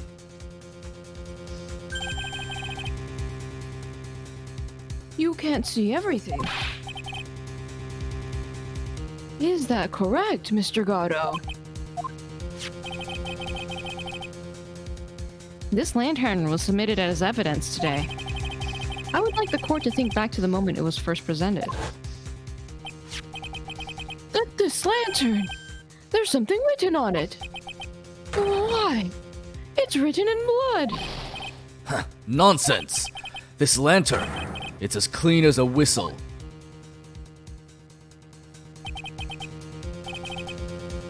Mr. Gatto, just admit it. There are certain colors you can't see, correct? You can't see red on a white background, can you? That's right. We went through this once before. During the poisoning case at Trebien. This is the apron the delightful Miss Bird was wearing at the time. It somehow spilled coffee on it. There's only one answer. Gatto has a twin. There's something still bothering me, Mr. Gatto. Why have you not explained the bloodstain to the court? Bloodstain? What bloodstain would that be? Don't play games, prosecutor. The blood-colored stain that's smeared all over the apron. That's ridiculous! No one told me anything about a bloodstain! Yes, that was a real thing that happened in the video game. You could see the coffee on the white apron. But you couldn't see the ketchup. Because it was red. It's strange. In a black and white photo, those letters would have appeared black to me. I wonder, why am I the only one that can't see them? So then, Mr. Gatto, are you admitting it? So that's actually one of the things I really like about this game is because Gatto is like the final like murderer. That it lets them seed the entire game with clues about it, which is cool. Uh-huh.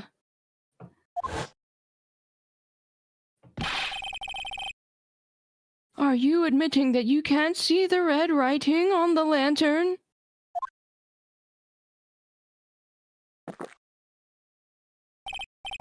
Hey, Gramps, didn't you know? That's the reason why I don't drink red tea. Well, what does that have to do with anything? I wasn't sure about it until now, but... Wait, so does he just think the lanterns are floating?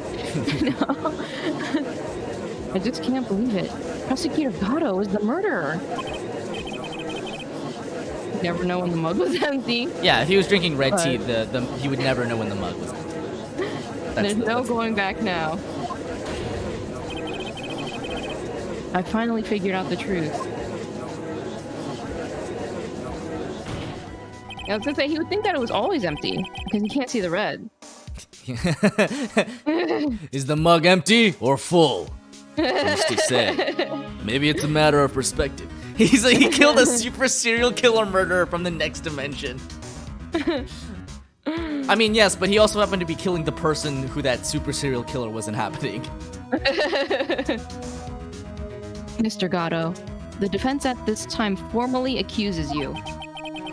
You are the murderer of Miss Elise Junin, also known as Misty Faye. I feel like it might be a manslaughter. It's hard to believe this may be true. However, once again, Mr. Wright has brought up a disquieting fact about you.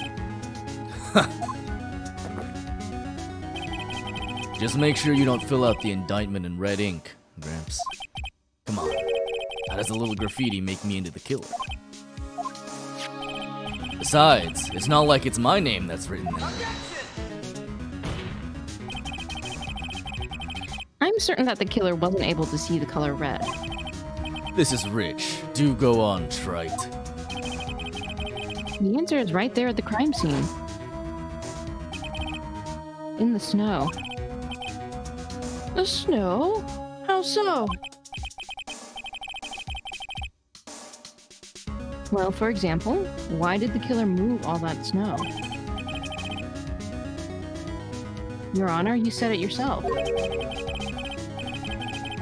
If you wanted to hide the bloody snow, why not take out just that area? Yes, why didn't he take it just that? Why didn't he take just that area? Ah, could it be? Yes, the killer couldn't see the red blood that had seeped into the snow. And so, he had to remove all of the snow. He couldn't be sure of where the blood had landed, so he just removed the whole area. Objection! Isn't it more likely that the killer couldn't see the blood because it was dark? Not a chance. The torches were all lit.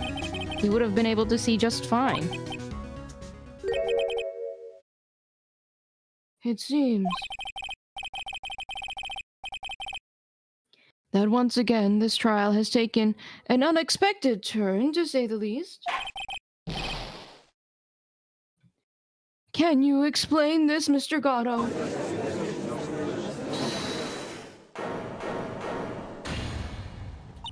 Oh, wait just a minute. Maya! Oh, what is it, witness? Phoenix is like, maybe one day I'll have like a witness that doesn't just, maybe I'll have a defendant that doesn't actively try to sabotage me. Right?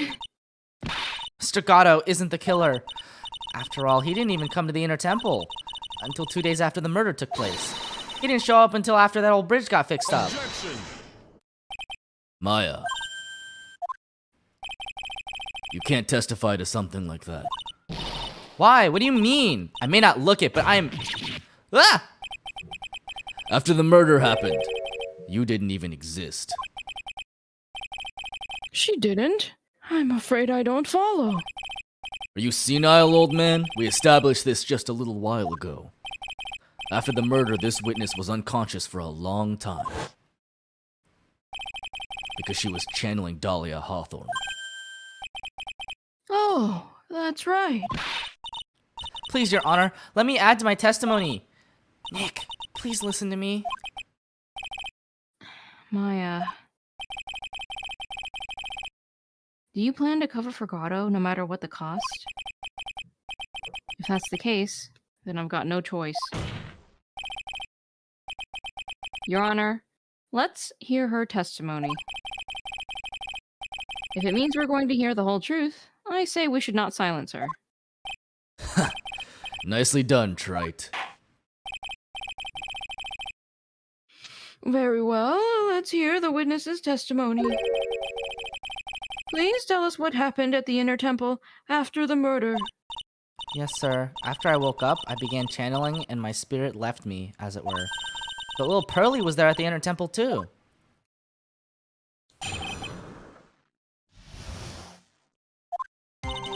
Pearly was also stuck on the Inner Temple side that night. The next morning, she looked around but couldn't find anyone. The next day, when the bridge was finally fixed, she was in the spare prep room. That's when Mr. Gatto arrived at the Inner Temple for the first time. He found Pearly first and cheered her right up. Who is this Pearly?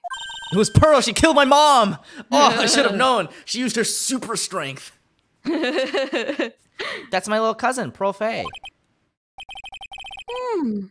So when did you hear about all this? Oh, just a while ago, when I was in the medical office. I'm terribly sorry.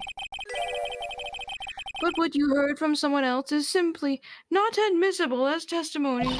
What? Oh, come on! Pearly would never tell a lie. Look at this child. Maya. You gonna tell me this little girl's lying? Huh? Huh, Mr. Judge? Huh? She's like 8. You're gonna break her heart. She's... Yep. She's a way more honest person than I'll ever be. You think Pearl knows how to break locks and do crimes? Nuh-uh. Real smart, Maya. You always know the best things to say when you're under oath. The prosecution has no objection. We believe the witness. Mr. Gatto! Let's just move on to the cross-examination, if the defense has no objections. This is highly unusual, but, well, Mr. Wright? Let's get this cross-examination started.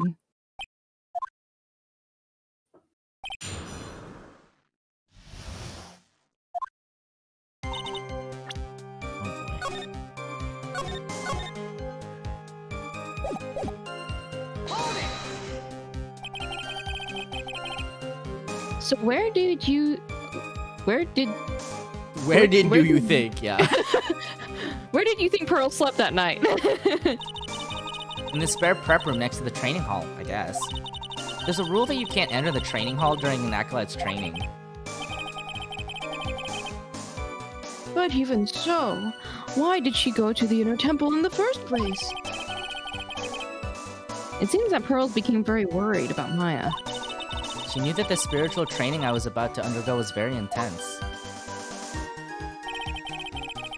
Pearls was supposed to channel Dahlia Hawthorne.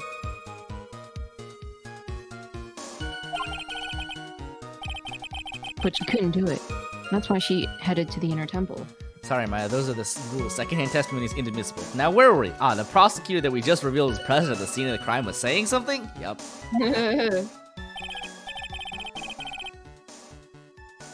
However, Dahlia Hawthorne was already there, possessing the body of Elise Duneen.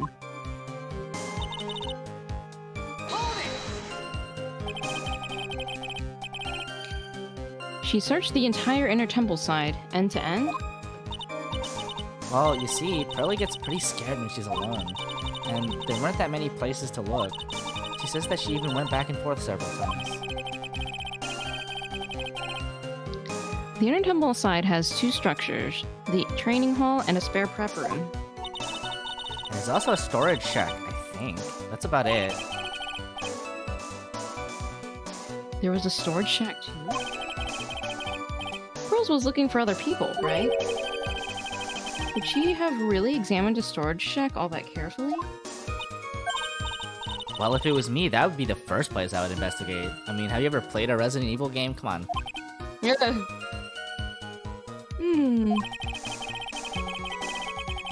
So that means it's possible that someone may have been hiding in the storage shack.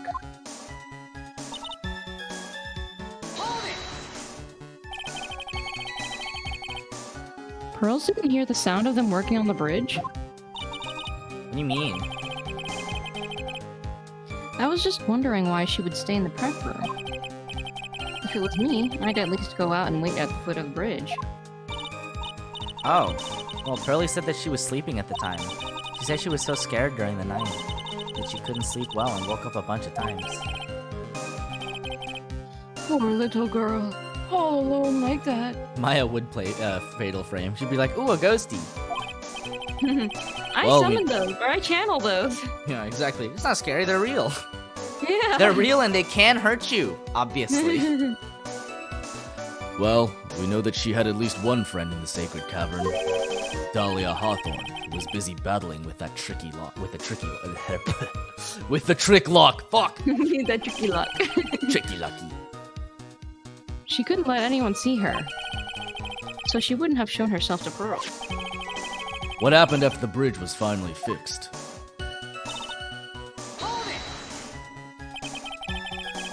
So it was your first time on the Inner Temple side, Mr. Gatto? That's funny. Am I imagining things, or did the defense ask me a question? Mr. Wright, please save your questions for the witness. What you heard from someone else is simply not admissible as testimony. Those are your words, Your Honor. Touché, Mr. Wright. Oh well. What do you have to say, Mr. Gatto? That's not how this works. Nope. Hot nights and even hotter coffee. That's what I always say. If it hadn't been for this case, I never would have visited there. A freezing cold temple in the mountains? I think I'll pass. So, he had never visited Hazakura Temple, or the Inner Temple, huh? You want to say something, Trey? In any case, I have to find a crack in Gatto's armor. While I cross-examine Maya, that is. Very well, please go on with your testimony. After fixing the bridge, the policeman came over to the Inner Temple side, right? Yes, then Mr. Gatto.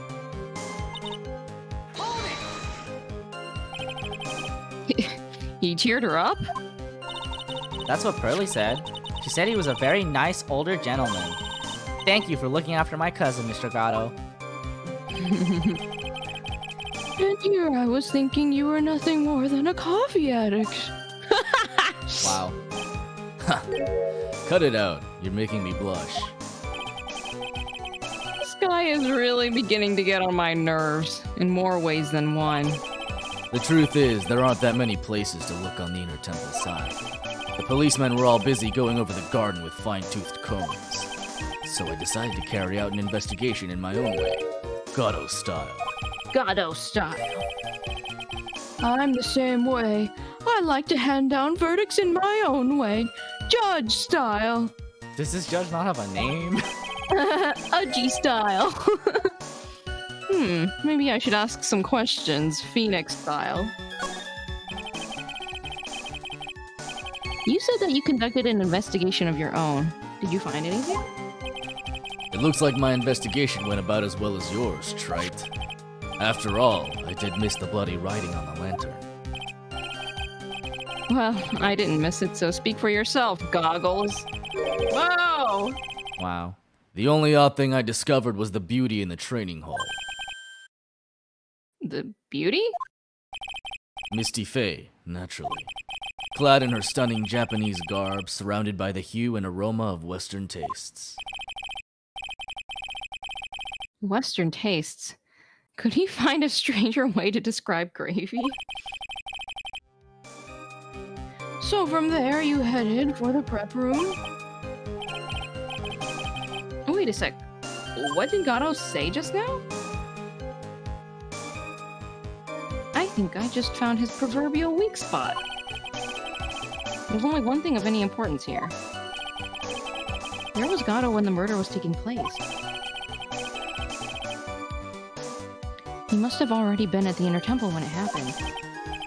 Otherwise, he couldn't have killed Elise Dunine.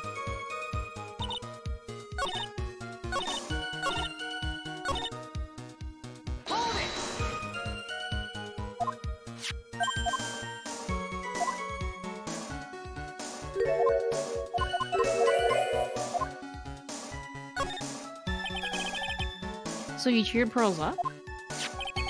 When I found that little girl, the first thing she asked about was her cousin, Maya Faye. Really? The bridge had burned down and she was huddled up in that tiny shack with no heat. Even though she must have had a truly terrifying night out there, she asked about you before she said a thing about herself. Curly.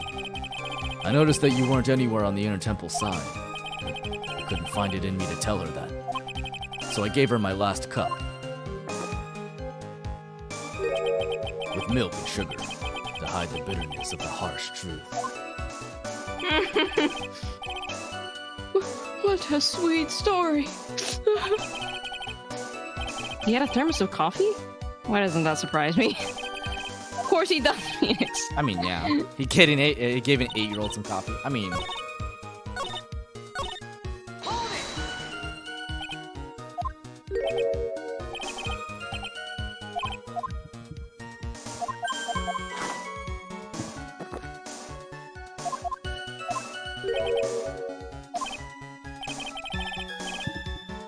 You want to say something, Tripe? It's just like I thought. Gato is lying.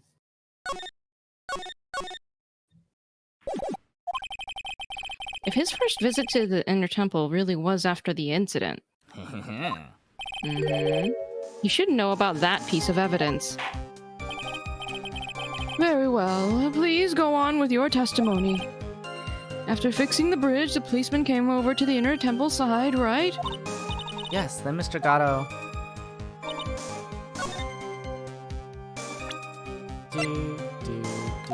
Bam! Mr. Gato. The first time you crossed Dusky Bridge and went into the Inner Temple was long before the murder took place. Why do you say that? Because he just made one fatal slip-up. The hanging scroll in the training hall. Hanging scroll? But Mr. Gato is right. That scroll shows a picture of my mother. Maya, I know you know who it is, but here's something you didn't know. By the time the bridge had been repaired, 2 days after the murder, the hanging scroll in the training hall looked like this. Oh, what's that wonderfully delicious smell? The morning after the crime, someone covered it with gravy. Gravy? But why gravy, Nick? Because gravy was much more than a condiment to the culprit. Well, Mr. Gato, if you really hadn't seen the hanging scroll until after the murder, you wouldn't have had any way of knowing that it was Misty Faye. I guess that's right. Gravy to the rescue. Wait a minute, Nick. Yes? Take another look at the hanging scroll. Look, at the top, there's a crest there. Ah, that. It's the mark of the master, correct? Exactly. So if you know the meaning of the mark... Then you could guess that it was a picture of Misty Faye on there. True, but Mr. Gato described what was underneath like this. Clad in her stunning Japanese garb, surrounded by the hue and aroma of Western tastes. Oh... Gato! You really done fucked this one, huh, bud? You hacked yourself! Yes, it's possible that he knew what the crest meant. Oh, we're really in it now, Prosecutor Gato. I can't save you now! However, he couldn't have known that she was wearing Japanese clothing. Mr. Gato, on the day of the murder, you were hiding at the Inner Temple long before the crime took place.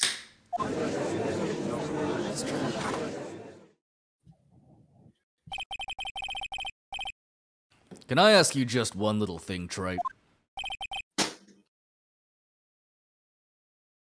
What is it? This whole theory of yours, it all rests on a certain assumption. That I knew beforehand that a crime was going to be committed. That's right. Otherwise, there's no reason for him to sneak onto the crime scene. Of course Mr. Gato knew about the plan. Ooh. Huh? What did you say? Is it really possible that another person knew of that plan?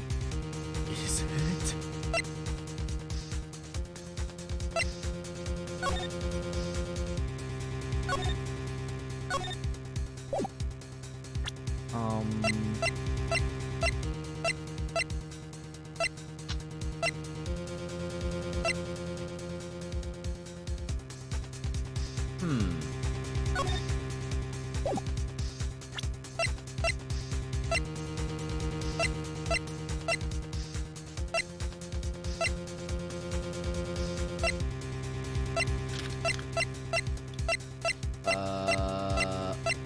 I mean, I guess this? I mean, I guess that's the only way that anyone could know about it, but how did he know about that? This crime was actually planned over a year ago. I guess the game is gonna tell us. Yeah. Morgan Fay authored the plan for her daughter's future. And these instructions were hidden somewhere in Fay Manor for a year. However, by the time Little Pearls found these instructions, they had already been unsealed. Unsealed? Yes. The killer had read these instructions long before Pearls ever found them. That's how he knew the crime was to take place at the Inner Temple. And you still insist this crafty killer is me? You bet I do. You just said that the instructions were hidden. That's right. Mr. Gatto couldn't have known where the instructions were hidden. If he really wanted to know, he had one great chance to find out. Yes, and when was that? During a visit. A visit? Morgan Fay told her daughter, Pearl, about where the instructions were hidden. During one of her visits to the detention center. That would be the only time for someone to have learned where they were hidden. Eavesdropping on a visit at the detention center? I mean, admittedly, that doesn't sound like an amazing way to tell somebody your secret plan. Yes, it could be arranged if you were someone with easy access in and out of there. Like, for example, a prosecutor such as Mr. Gatto. Does anyone else think this might be a little convoluted? Maybe a little bit. Order, order, order. Mr. Gatto, you're under fire again. This murder could not have been carried out without prior knowledge. And you were the only one that could have acquired this information before the murder.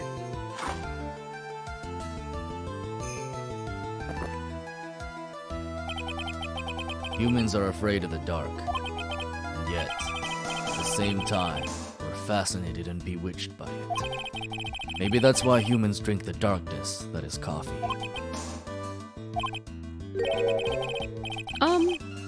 Sorry for always asking, but what does that mean? It means there's a reason for everything. According to your theory, the killer in this case eavesdropped on a conversation during a jail visit where he learned of a hidden plan for a crime. After discovering the plans, he hid in the inner temple and waited for the crime to occur. Then he ultimately took a person's life. And he did all of that just to protect this witness? That's right. If you're accusing me of this crime, I have to ask you, why would I do this? This girl is nothing but a stranger to me.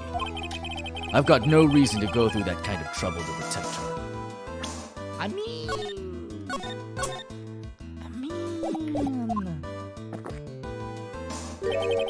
I am what you see.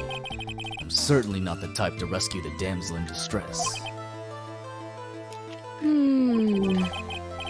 The killer's behavior is certainly extreme, for lack of a better word.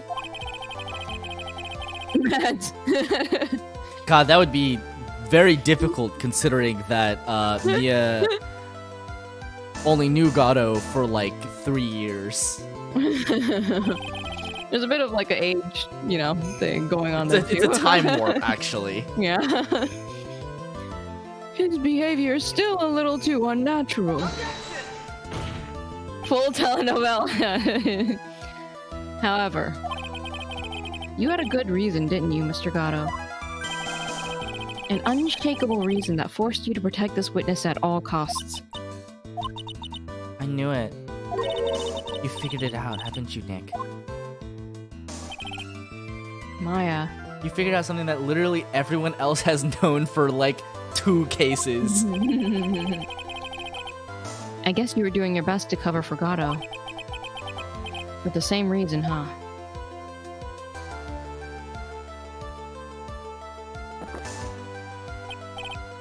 Okay, Trey. I'm all ears. Let's hear it. It's very simple. Maya Fey is a lot more than just a stranger to you. El Phoenix derecho. Oh my god.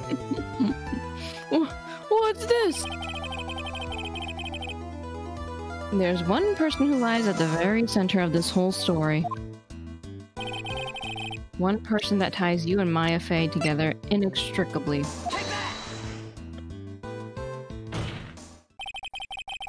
There's a very good reason why Maya Fey's life is so precious to you. After all, she is Mia Fey's only sister. Mia Fey.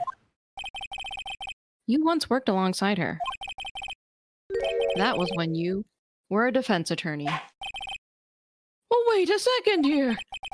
Mr. Gatto is a defense attorney. With your honor's piercing intellect, you must have figured it out by now. The real name of this man who calls himself Gatto.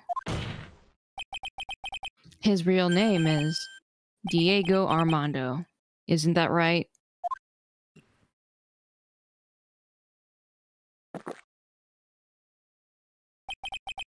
The last time someone called me by that name was over 6 years ago.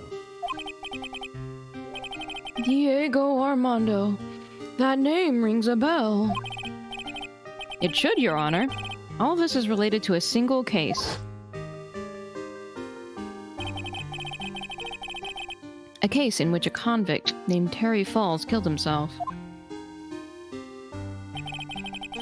Mia Fey's first time in court, the tragic outcome left a deep wound in her heart. She knew that behind it all was a heartless, scheming demoness in disguise. But in the end, Mia couldn't tear off that disguise. However, there was one man who reached out to help her. Diego Armando, a senior defense attorney at the office where Mia worked.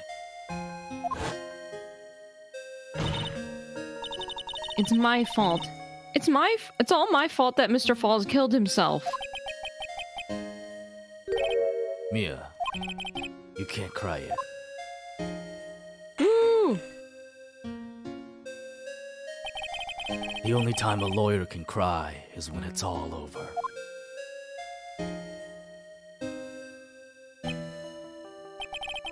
I was moved by her. The way she put all her faith in her clients.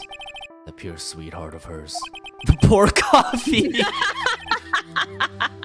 That's why I could never forgive Dahlia Hawthorne. Mia and I thoroughly investigated that fake kidnapping incident. Then one fateful day, Dahlia wanted to meet with me. It had been 6 months since the trial. We met in the courthouse cafeteria. Oh, I just remembered. 6 years ago, right here in this courthouse, you were poisoned. Even I didn't see it coming. Dahlia Hawthorne slipped some poison into my coffee. Some newspapers at the time called it a murder. But very little information about the case was released to the press. But you weren't dead at all. No official reports ever actually called it a murder. I was just in a deep, deep coma. I see. My body shut down, and my life became nothing but a long, deep sleep. That woman's poison did a real number on my central nervous system. I lost my sight, and all of my hair turned white due to the damage it caused. That's terrible. Apparently, it was a miracle that I ever regained consciousness. 5 years had passed since I drank that poisoned brew. Then one morning, my eyes flew open from the smell of a doctor's cup of coffee. 5 years? You were asleep for 5 years. And the worst possible news was waiting for me. Oh. Mia Fey was dead. From the very moment I opened my eyes, I had already lost everything I thought I had. No. The woman I loved had been murdered, and the woman I loathed had been sentenced to death. The woman you loathed. The woman who had spiked my scalding hot coffee, Dahlia Hawthorne.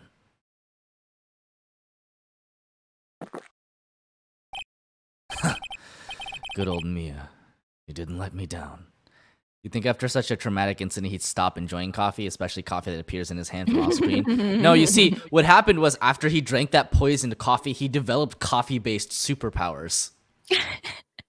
Plus, it was coffee that woke him up from his coma. Yeah, he actually gained the ability to conjure coffee from off screen.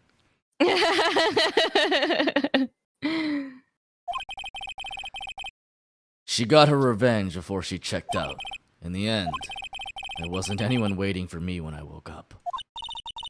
That's so sad. For someone like me, for someone who had slept away their best days, there were only 2 reasons left to live. And it was for those 2 reasons that I decided to become a prosecutor. I mean, it's true. Look at all his main pain. If I may ask, what were your 2 reasons to live? This is you thought it's Gado's revenge arc, not Dahlia. I mean, pretty much, honestly, like literally, he's just like, you thought this was Dahlia Hawthorne's revenge arc, but it was me, Gado. Radioactive Americano. Wait, did you read this? I wasn't Yes. paying attention. Okay. The first was you, Trite. Huh? But me? If I hadn't drank that stupid poison, Mia Fey never would have died, much less the way she did. You were the only one who was there to protect her, but you let her die. It was all your fault. It wasn't like that. I wanted to see for myself what kind of a man you really were. So that's why you became a prosecutor? My other reason for living. She goes by the name of Mia Fey. Pretty sure coffee's the only actual thing keeping Gado alive. Yeah, pretty much. Huh? You mean me? You were the only way I could make up for the sin of not saving Mia. 1 year ago, when the Korean village incident was resolved, it was obvious that Morgan Fey was planning something. Whatever her evil plan was, I was determined to stop it. My role as a prosecutor put me in the perfect position to do something about her. And that's how you overheard Pearl's visit with Morgan at the detention center. I knew that the time was drawing near. Since I knew the plan, I thought I could foil it. My goal was to outwit the plan. I thought if I could do that, I could keep that girl from being caught up in it. That makes sense. If Pearls had known that the actual purpose of the plan was to kill Maya. Yeah, Gado, 10D plus 1 underwater mahjong. Wow, basket. She never would have helped out. My APM is off the charts! Finally, the day of the plan was drawing near. I contacted both of my accomplices. Accomplices? Iris of Hazakura Temple, and Misty Faye. I especially needed the help of Iris. She was to take the fall in my backup plan in case we couldn't control Pearl Faye. But What is how did you What is contact the my plan? mother? She had been missing for almost 20 years. Officially, yes. What? What do you mean officially? You've heard about it, haven't you? About the strong ties between the main family and the government. Now that you mention it, Bikini did say something to that effect. She said that the Master of Khura'in had great authority. Even without her official position, Misty Face still wielded great influence. The police have been keeping an eye on her movements all this time. That's how I was able to contact her. Again, because of my position as a prosecutor. So my mother was cooperating with you? Don't ever forget, no matter how far away from you she was, she never stopped thinking about you. She was always... That's why I knew she would do anything to protect you. If you want to know how strong her resolve was to protect you, look at her staff. Her staff? The one with the sword in it. Gato really confessing to several counts of conspiracy for free. A true friend. That's it. Yep. The day the plan was to be carried out arrived soon enough. We met for the first time at Hasakura Temple. That's when your mother showed me her special staff. I realized it then, just how far she was willing to go. She was ready to use that sword to protect you from Morgan Fay, if necessary. Holy shit, she was ready to kill her sister. Yes, even if it meant paying the ultimate price. Mother. Holy shit, this is so fucked up! That night, the night of the crime, there was just one way to stop Morgan's evil plan. You mean pearls, don't you? We had to make sure she didn't channel Dahlia Hawthorne. Well, Pearl, what are you going to do tonight? Well, If you'd like, you can come to my room. Perhaps we can read some books together. We thought we could prevent her from playing her part in Morgan's plan, but she never showed up. She was worried and followed me to the inner temple. That was the thing we were most afraid of, and that's why Misty Fay had to do the channeling herself. She channeled Dahlia Hawthorne into her own body. What? What do you mean?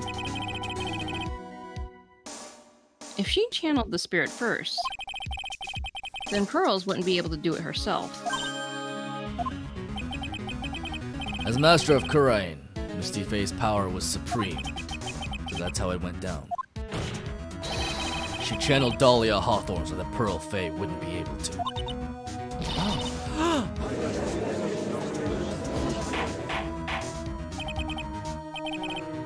What? Is this true? My role in the plan was to make sure no one was going to hurt Maya Fay. That's why I hid myself at the inner temple, just in case you needed to be saved from Dahlia Hawthorne. Otto. Anyway, that's all I'm going to admit to, Trite. Huh? There's no doubt about it. You're a great defense attorney. Or, is he? Wow. But you're gonna have to do the rest yourself. The background leading up to this incident has been laid bare.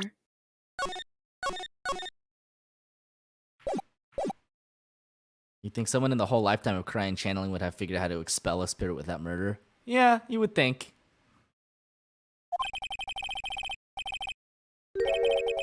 There's just one question remaining, Mr. Wright. Who killed the victim? There are only two possible suspects right now. Maya Fey. And I'm sad to say, you, Mr. Gatto.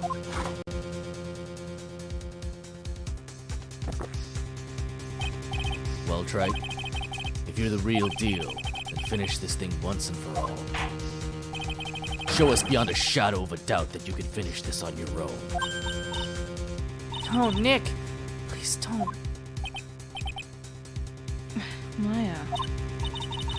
I heard the whole thing from my sister in the medical office. That's why I have to protect Mr. Gatto.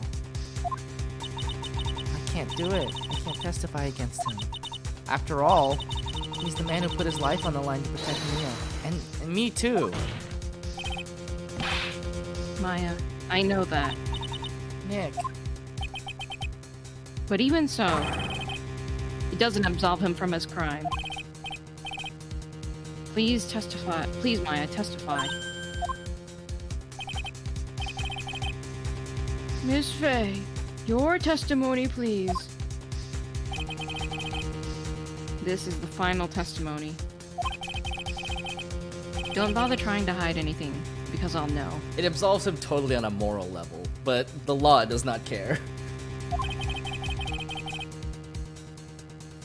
I want to hear the truth from your own lips. I understand. That's why you're dropping a save right now, isn't it? I'm sure you're right. I'm ready now, Nick. There's no law in this universe. You're right. All right, young lady.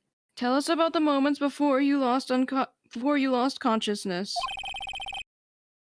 What exactly happened at the time of the murder? The time of the murder. Wow. But before we get into that, let's take a little break, because I need to Wow. Wow. pee. I'll be back in like 3 minutes. Okay.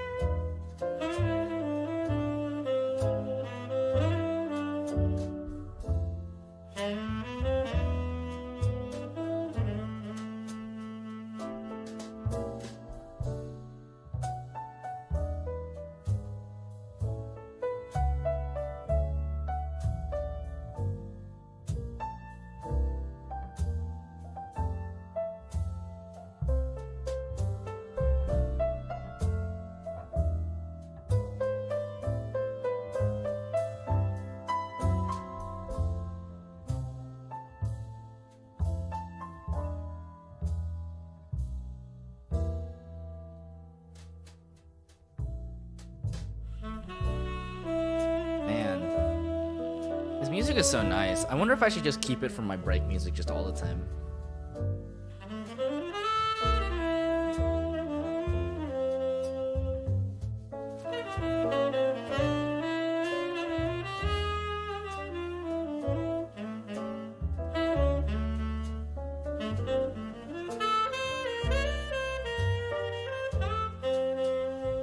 I mean, basically, we can keep using it as long as we don't just get nuked from, like, copyright orbit.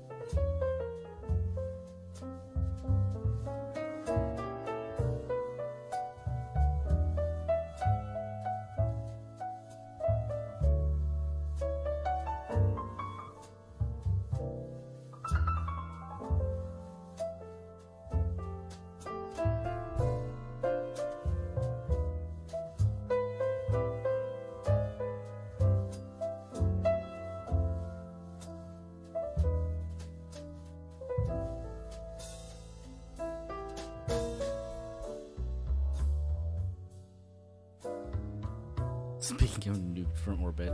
3 minutes. What? I'm waiting for the song. And also, I think for Renu. Where's Renu?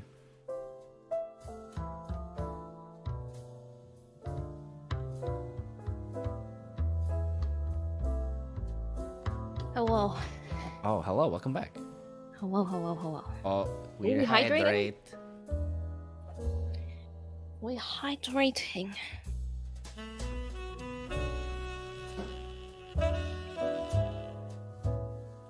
Nom, nom, nom.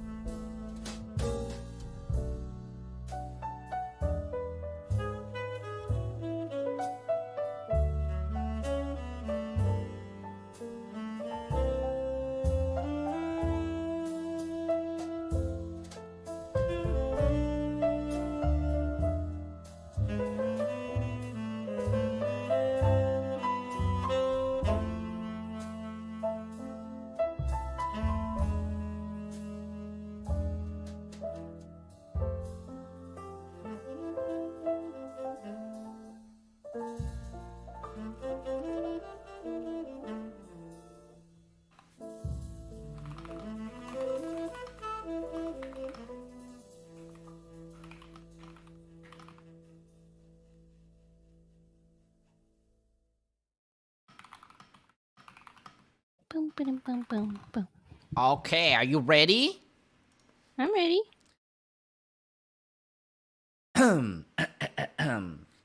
Oh, Just before it happened, I think I saw some red lights. 3 of them. I thought I'd ask for help, but just then I was splattered with blood. She wasn't dead though, and she struck back at the enemy behind her. Suddenly the red lights went out and the whole area was dark. Just at that moment, there was a horrible scream. Right after that, Dahlia collapsed and I lost consciousness. These red lights. I thought you said you don't remember seeing them. I'm sorry. I thought I saw them, but then they disappeared all of a sudden. Things break trite, even the best of theories. Who was it that stabbed Misty Faye? It looks like you still can't prove it. Maya's telling the truth this time. I know it. The rest is up to me. Well then, Mr. Wright, proceed with your final cross-examination of the witness.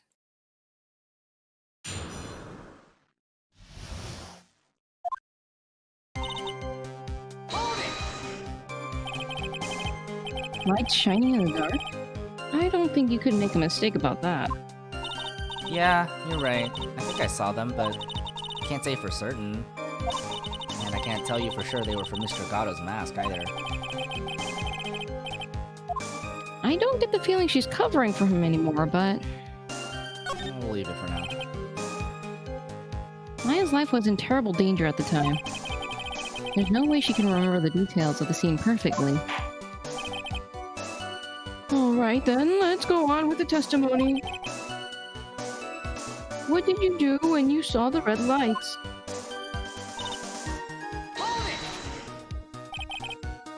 That blood. Was it Dahlia Hawthorne's blood? I think so, probably. Just at that moment, I heard a soft scream that seemed to be close by. It was a woman's voice.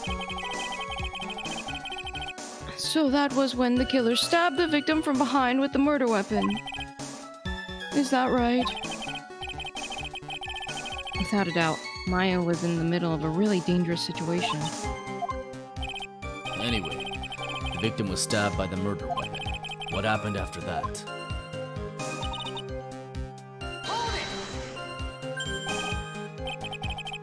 Struck back. How do you know that?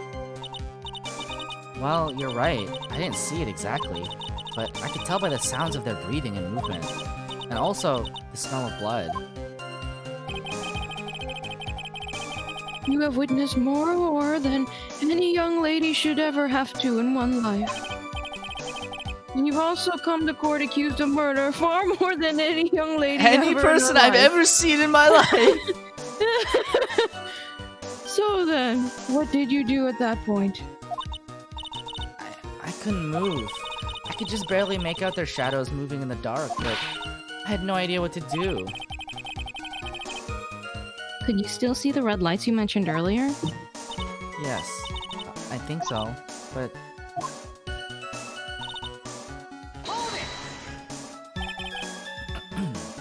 They went out?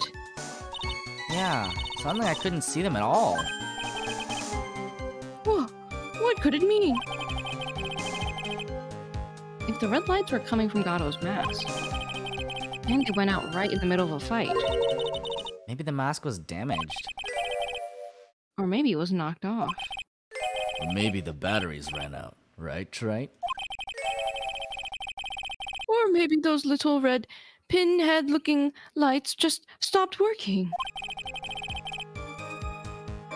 What could have really happened then?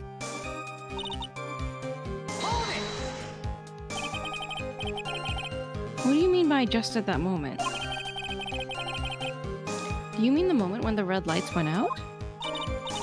Yes, that's right. The scream that you heard then, was it Dahlia Hawthorne? I don't think so. I'm pretty sure it was a man's voice. What? Man's voice screaming? Who screamed? Who screamed? So then that scream came from the killer. That's got to be it.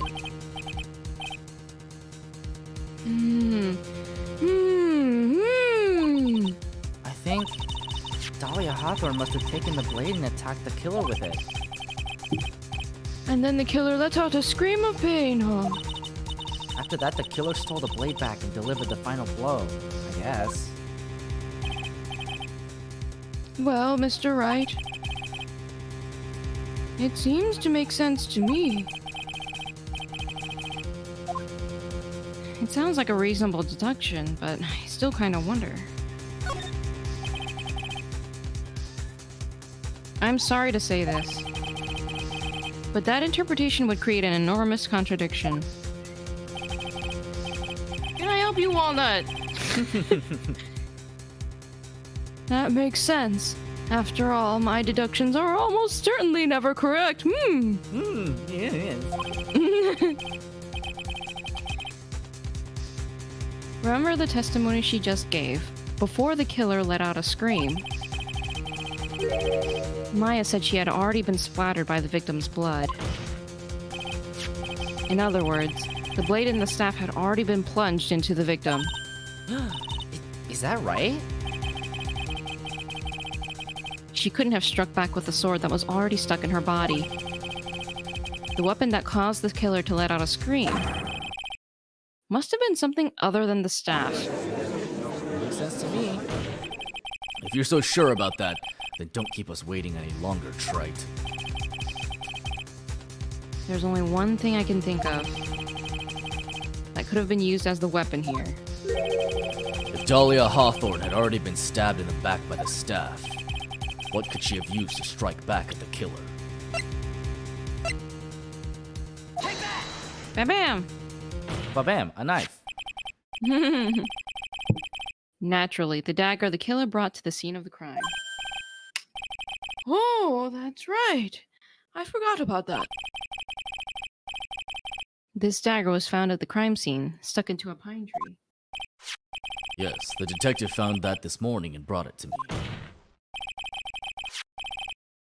Dahlia Hawthorne struck back at the killer with this, and she managed to wound him as well. Objection! Just because he let out a scream doesn't mean that he was wounded. For all we know, the blood on the dagger could have been from the victim. It was Gumshoe after all. Oh, we should have known. We should have known it was Gumshoe. That was the twist all along. Have you forgotten that the blood has already been tested? Since we learned it wasn't the victim's blood, it must be the killer's blood. The killer must have a wound somewhere on his body.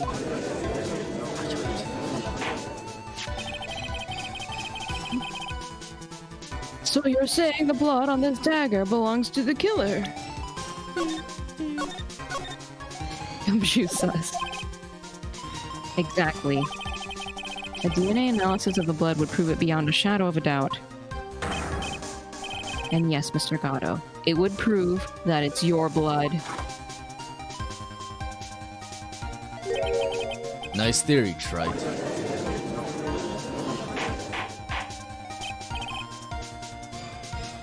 Order! Order in the court! Is this the end? Have I done it? Even he won't be able to change the results of a scientific test.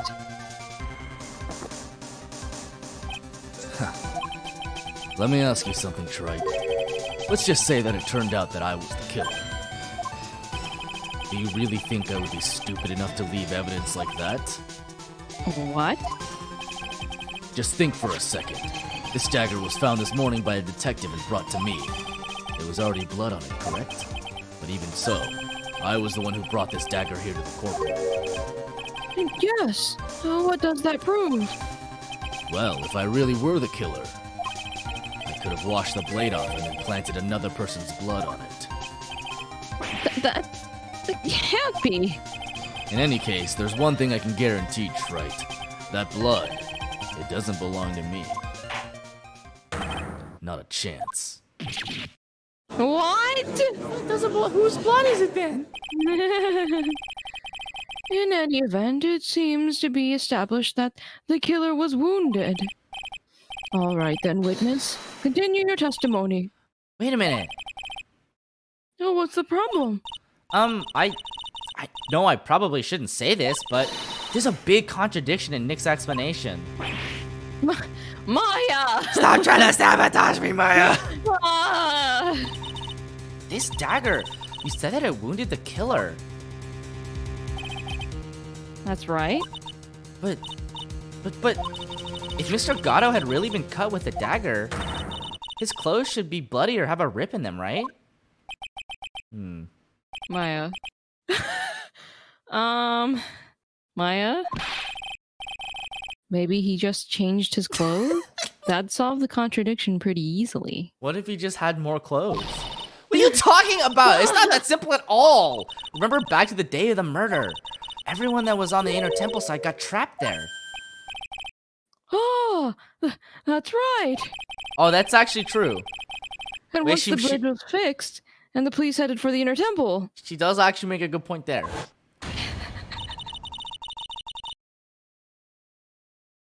Mr. Gatto was already there waiting for them. He never had a chance to change his clothes. Ah! Phoenix is like, ah, fuck, I got lured by Maya. Order in the court. What? Well, maybe he brought a change of clothes with him. Oh no, We don't have the Maya brain cell. took the brain cell. But no one could have predicted the lightning strike that shut down the bridge. Why would anyone have brought a change of clothes?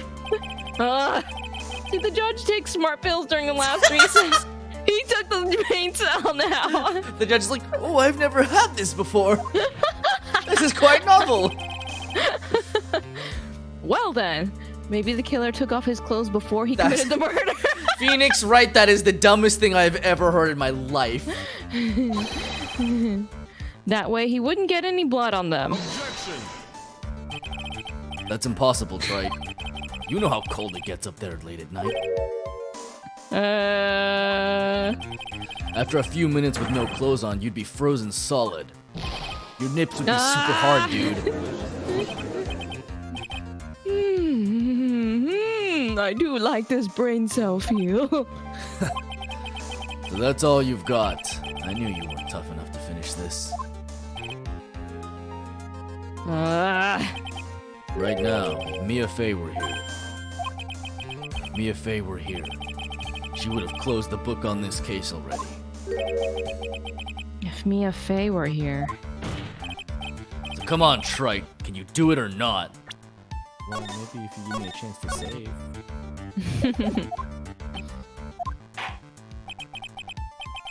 How about it, Mr. Wright? You've accused Mr. Gatto of being the killer. But can you prove it? Have you got even one piece of evidence?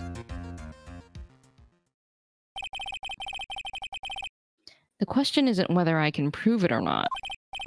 The fact is, I have to prove it. That's the only choice I have. I was taught that it's one of the rules of being a lawyer.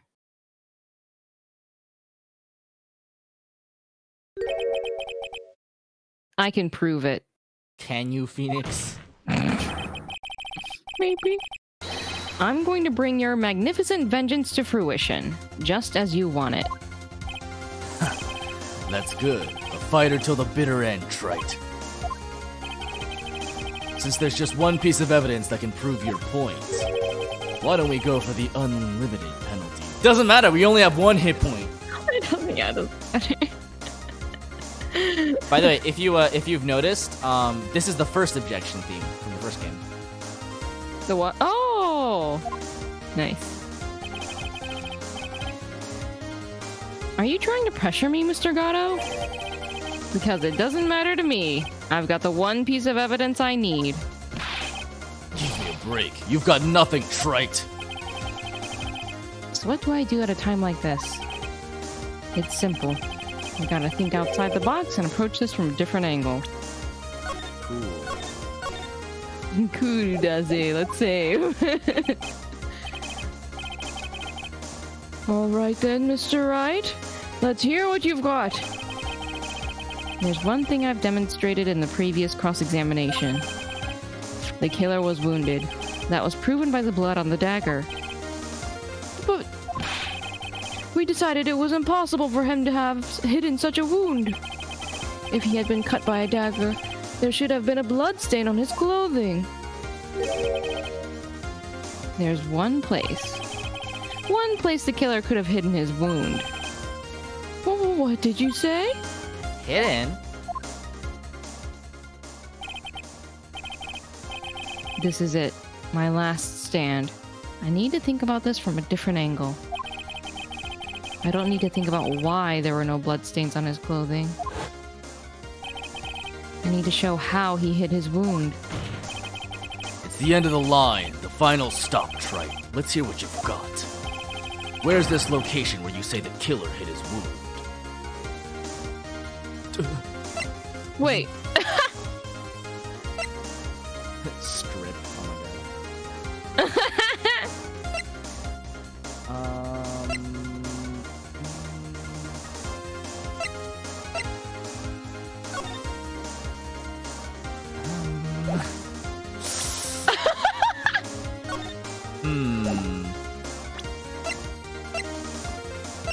That's a good question.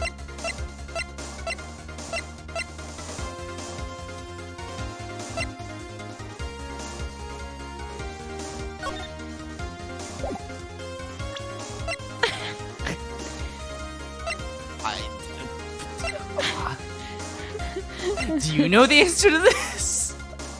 Oh, so, wait. I thought they were talking about, like, on his body, right? Okay, yeah, so, like, his face, right? Right, that's what I was thinking, his face. I don't know what you're talking about. Frankly, I don't need to know. What I do know is that you'll never be half the lawyer she was. Oh, I think we exploded. Isn't that right, Trite? We die. Oh! No? We live? What was that just now? Yeah? It can't be. You're living on through him? Even as we speak, you're still hiding the wound. There's so many people. Like, this is literally like, it's that meme where it's just like, If I had a nickel for every time a prosecutor showed up having murdered somebody with a wound on their body, I would have 2 nickels, but it's still weird that it happened twice. Yeah. Meow! It's beneath your mask. During the fight, the red lights given off by the killer suddenly disappeared. Seconds later, the killer let out a scream. That's right. Your mask went flying off your face. Mr. Gatto, would you mind removing your mask? If you have a dagger wound under there somewhere, then I'd say this whole case is solved.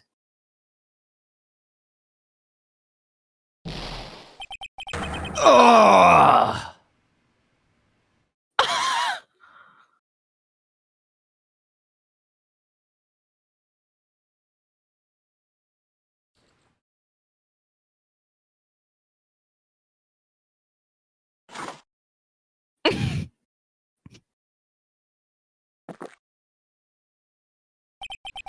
Just now, I saw her spirit in you.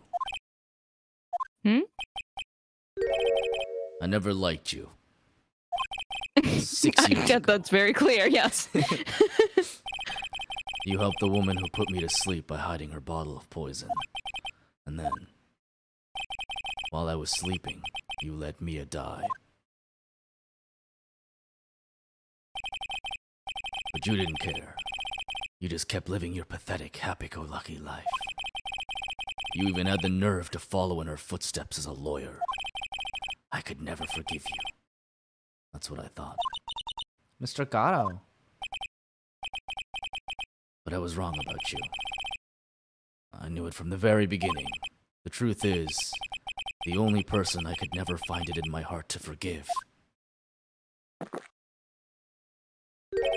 was me.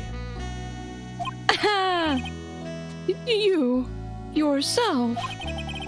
I was the one that failed to protect Mia. Me and no one else. I tried to avert my eyes from the truth, to escape from the harshness of reality. I just couldn't face Mia's death head on, so I ran. I hid behind a mask. I threw away my true name. I couldn't even deal with being a defense attorney anymore, so I quit. But you saved Maya. Yeah, that was my plan. Up until just now, anyway. What do you mean? Are you listening, Maya? If I had really wanted to save you, then there's one person that I should have gone and talked to right away. Who would that be? Are you talking about Nick? But I didn't do it. I tried to get the help of Iris and your mother, but I closed my eyes to the most important man involved. Do you know why? The real reason. No? Why? I suppose I wasn't really interested in saving you at all. Huh? I think I was just trying to salvage what was left of my own broken soul. I was trying to make up for the fact that I couldn't save Mia. Nothing more. That's why I let you walk right into a situation that I knew was dangerous. Forgive me. You're wrong. You put your life on the line to save Maya. Was it really for Maya's sake? Even I'm not really sure. What do you mean by that? That night in the darkness of the garden, when I saw her silhouette, a part of me must have known the truth. The truth that it wasn't really Dahlia Hawthorne standing there in front of me. It could have been Misty Faye, or even that little girl. But I still picked up the blade. It was like I was dreaming. I'm not sure exactly what was going on in my mind at that point. Was I really motivated by the pure desire to protect Maya Faye? Or was it something else? Was it my hatred for a woman who had stolen everything from me 6 years earlier? Could it have been simply a desire for revenge? And now, I don't know anything anymore. I did learn something today, however. I finally realized that I was the arrogant one. I was just chasing an illusion, a fantasy. The stupid fantasy of defeating you in the courtroom. You were the one who made me realize my folly. You never ran away from me as death. Instead, you picked up where she left off, as a true defender of the people. In that one moment, I understood everything. Mr. Gatto.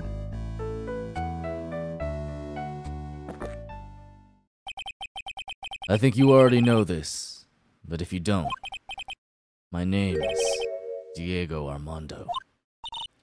Mr. Armando, I believe in you. I know you were trying to save me.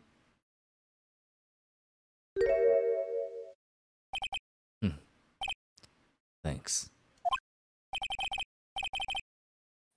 Your wound. It's bleeding. Did you forget already? In my world, the color red doesn't exist. These must be my tears. Tears? Ever since I woke up from my coma, I think I've been waiting for this very moment. Mr. Armando. You'd do well to remember this, Maya. The only time a lawyer can cry is when it's all over.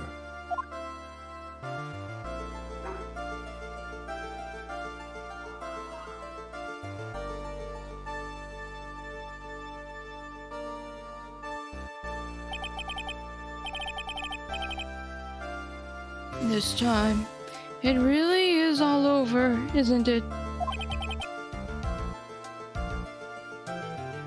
Defendant? Yes, Your Honor? Although you weren't directly involved in the murder, tampering with the body and the crime scene is a serious offense in itself. I understand, Your Honor. Mr. Armando explained that to me very carefully. I knew the risk and I willingly cooperated anyway. Very well. Before I hand down my verdict, is there anything you'd like to say? Well, there is one thing. I'd like to say something to Mr. Wright. I want to apologize to you. Apologize? To me? For what? For the case 5 years ago, of course.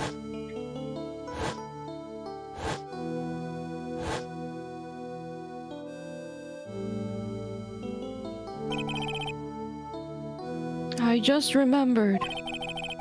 Weren't you poisoned by your own lover? Not exactly, but yeah, something like that. Mr. Wright, how did you survive a poisoning? Even now, 5 years later, I can hardly believe it. She was going to do it. She was planning to kill me. It's not all that surprising. The two of you hardly knew each other. Huh? What do you mean? You and my sister, you only met twice. Huh? We only met twice? The first time you met was on that fateful day. The day she poisoned Mr. Armando in the cafeteria of this very courthouse. The next time you met her was 8 months later. You met her again on the day that she stole your cold medicine. And Doug Swallow was killed. No way! It can't be true. I mean, during our whole relationship, we were... For those 8 months, the woman that you thought was Dahlia Hawthorne wasn't actually my sister. Huh? It wasn't Dahlia. I hope one day you can forgive me, Nini.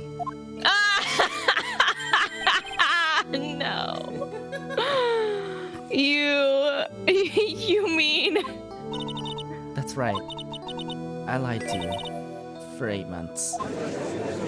Oh, she lied to him for 8 months. That's not cool, homie. Not cool, homie. Brandon, I effing hate this.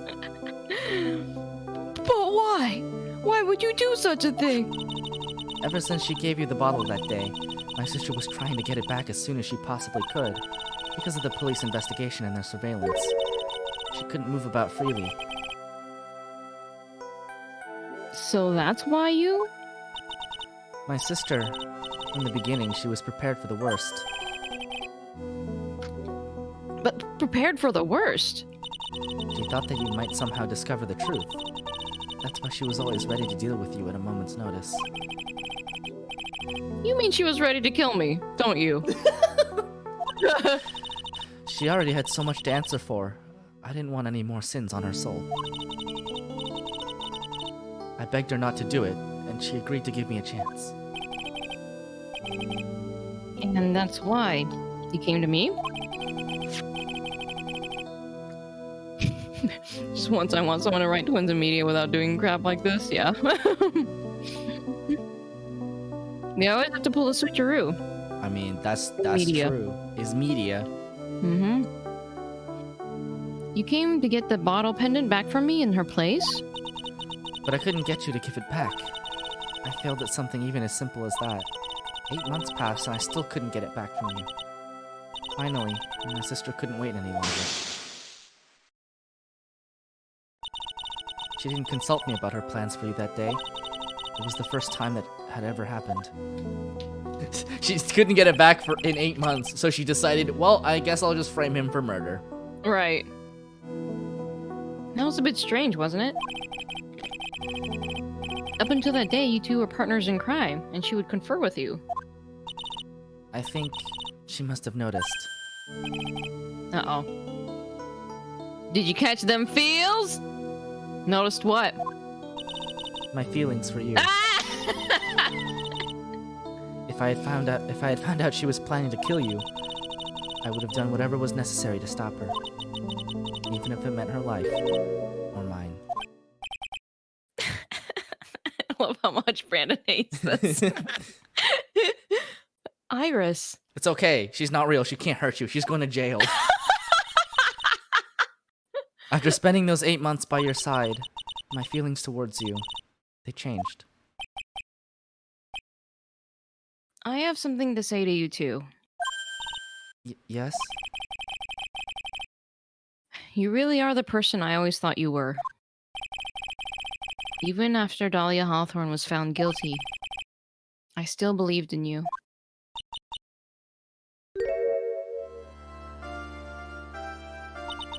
Thank you.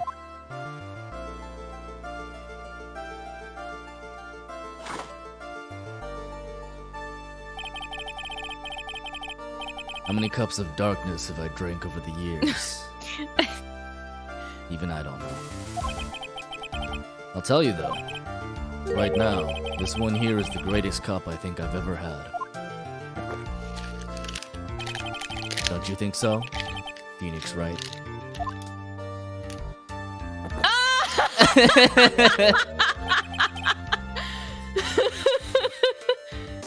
Yeah, I think you're right. The purpose of this trial was to rule on the murder of the victim, Elise Dunim.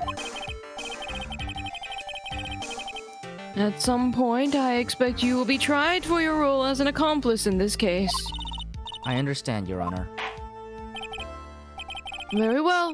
On the charge of murder, I hereby find the defendant.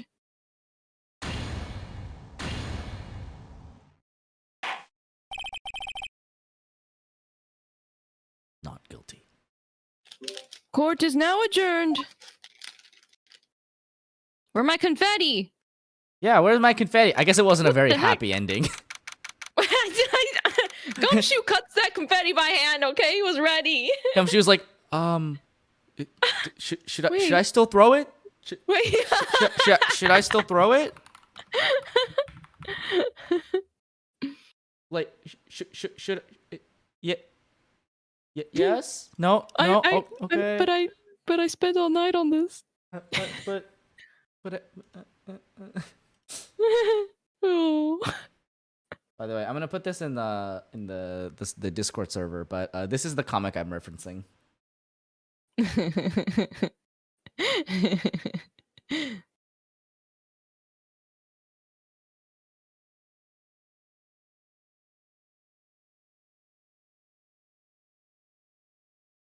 Yeah, kind of a bummer on all counts, right? February 10th, 4:51 p.m. District Court, Defendant Lobby Number 1. Off-screen Gumshoe is weeping into 2 large metal buckets full of hand-cut kite paper confetti. Yep. So I guess it's all over. The way everything ended, was justice really served? The man who risked his life to save Maya is being sent to prison by my own hand. Of course justice was served. Mia! I'm proud of you, Phoenix. Your defense was truly brilliant. But I couldn't save Mr. Armando, the man who cared so deeply for you. You're wrong, Phoenix. You did save Diego. You saved him in the only way possible. You mean, with that verdict? I think one day you'll understand too. Phoenix, I want you to remember one thing. You were as good out there today as any defense attorney could ever hope to be. There's nothing more you can learn from me. Oh, Mia! You've accomplished something I wasn't able to. I owe you a great deal. Thank you. Mia. I'm sure we'll meet again. Someday, Phoenix. Transcend the grave! I've handled lots of cases and seen a lot of things. And along this journey, I found myself asking just one question. What does it really mean to defend someone? I suppose today's case produced one possible answer. Nick. Maya. I guess it's just like my sis said. Mia? What did she say? That night when I channeled Mia to get her advice on what to do, this is what she wrote back in my notebook. Don't worry, Phoenix will save everyone in the end. But... Ah, come on, cut it out with that gloomy face. Can't you see? Me, sis, and I'm sure Iris too. We owe you for everything you've done for us, Nick. You know, like letting me bum in the place you don't pay rent in. Maya. How? How can you be so bright and chipper after all that's happened? I'm not a wuss.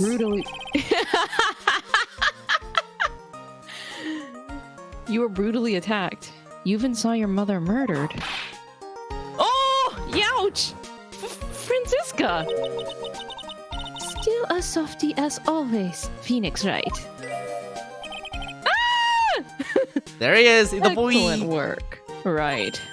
Huh? Mr. Edgeworth? When did you get back? Oh, that's right. I guess no one filled her in on that. Oh, poor Maya. Maya goes missing like once a game. Edgeworth and Francisca have actually been helping me. Helping you? If these two hadn't been here on the first day of the trial...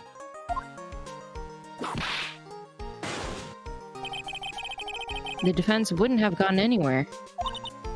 Wow. But where were you, Nick? I heard he fell into a river and caught a nasty cold which forced him to sleep all day. Yes, he laid in bed, shivering from his fever with Iris's hood pulled over his head. Oh. Ouch. Talk about embarrassing, Nick. You definitely need more training. Anyway, thank you, Mr. Edgeworth. And you too, Francisca? I don't suppose. There's room for me in this group hug, is there? Oh, Larry. Oh, God, I didn't even know you existed. No! What's with the, longer than usual face? I realized something when I was reborn. I realized that Larry was never of any use to anyone. Not even once. That's not true, right, Nick? Remember that one case where, like, Larry came in and testified and it was, like, Christmas and stuff? That's 100% true. You using that one time. I think the chat is divided right now. What? You're asking me? Well, Nick, is it true? I've got a place in this world, right? Huh? Oh, yeah, of course.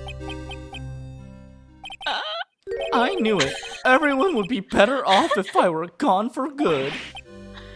No. Oh, yeah! Those portraits you painted, they were really good. Isn't that right, Edgeworth? What? Me? Why are you making that face, huh, Itchy? You don't realize what a brain explosion heart attack you gave him when you Yep. showed him that portrait of...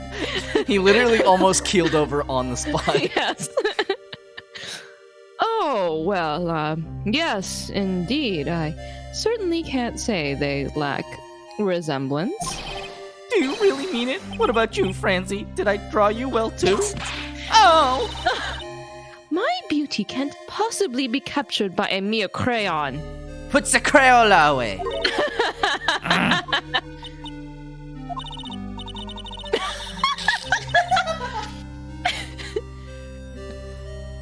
Nevertheless, I recognize the effort you put into it, and that's worth something.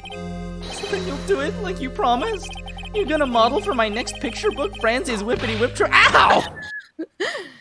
Don't get carried away. Well, how about that? I guess painting portraits is the only thing I'm good at. The painting of Pearl was pretty darn good, too, if you ask me. Huh?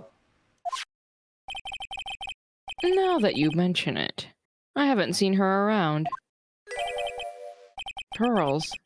Where could she have gone? Normally she would have made a beeline for Maya. Oh, I'll go look for her. Be right back. Hey, Pearly! Right. You seem to be uncharacteristically puzzled.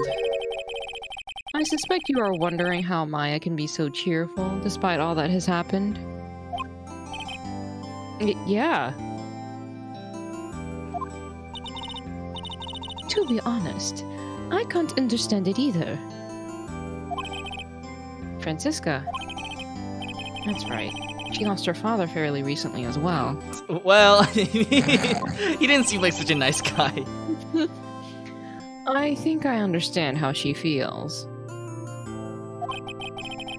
Maya is a much wiser person than she appears, and I think she realizes something.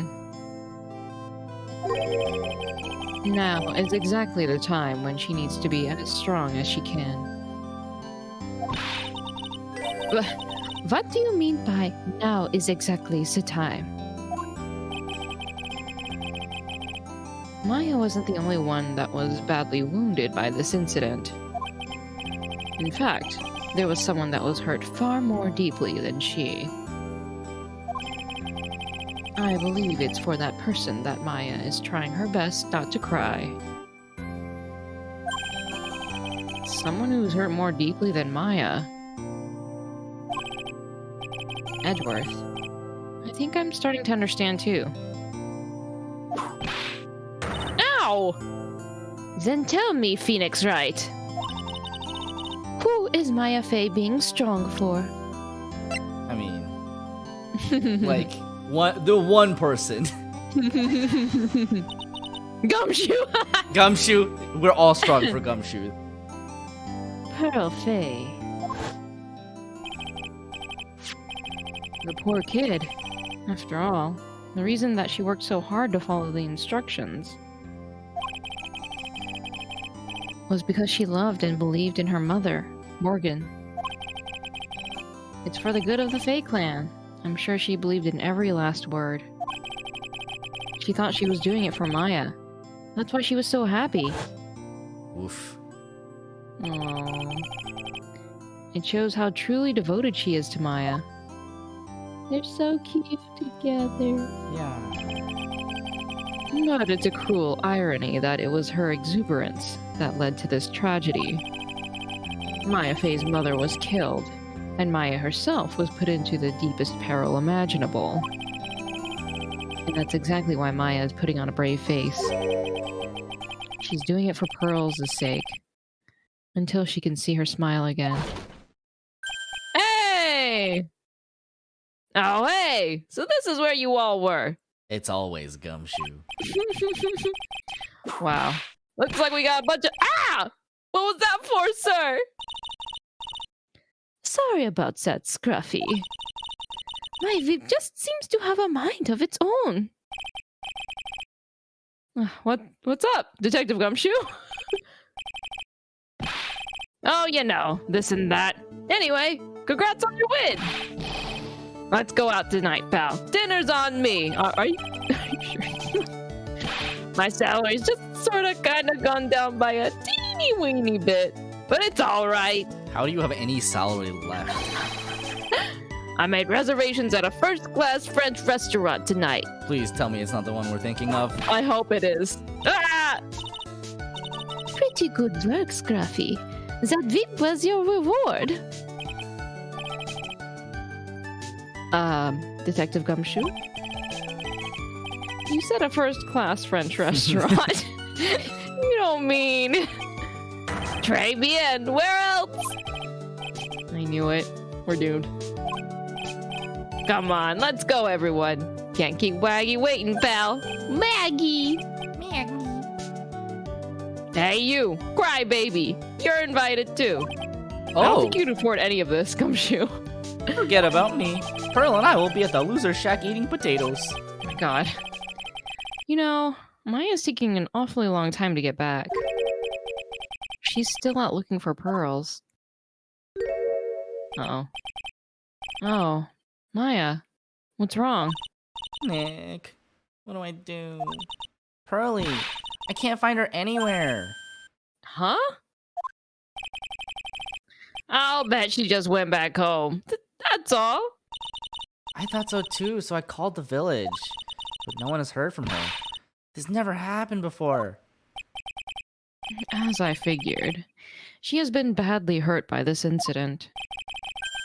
She feels responsible for the tragedy that has befallen you, Maya. But none of this was her fault. What should I do? Detective Gumshoe. Yeah? What is it, pal? Could you guys go on ahead? But what about you?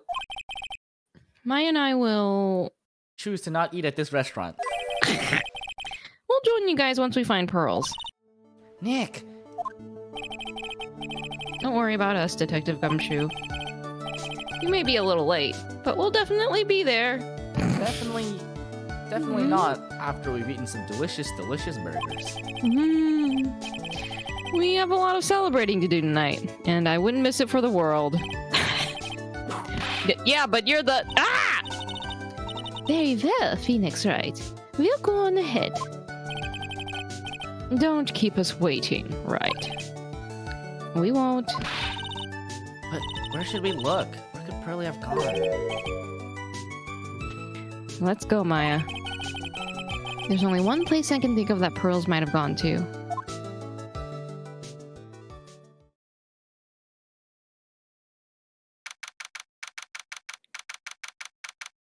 February 10th, Hazakura Temple, main gate.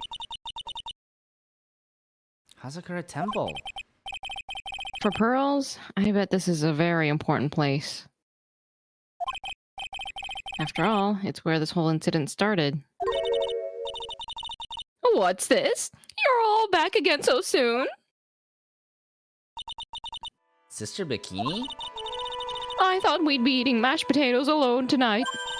So she's here? Pearly's here? She's in the training hall. Why don't you hurry along and go see her? Okay.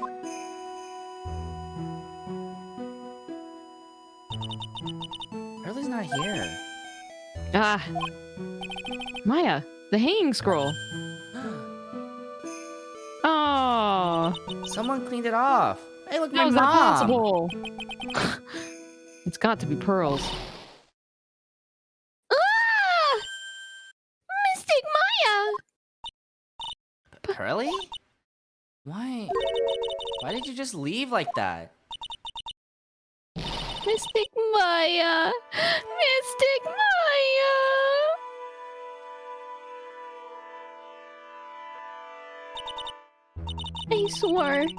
I swore that I would never trouble the two of you ever again.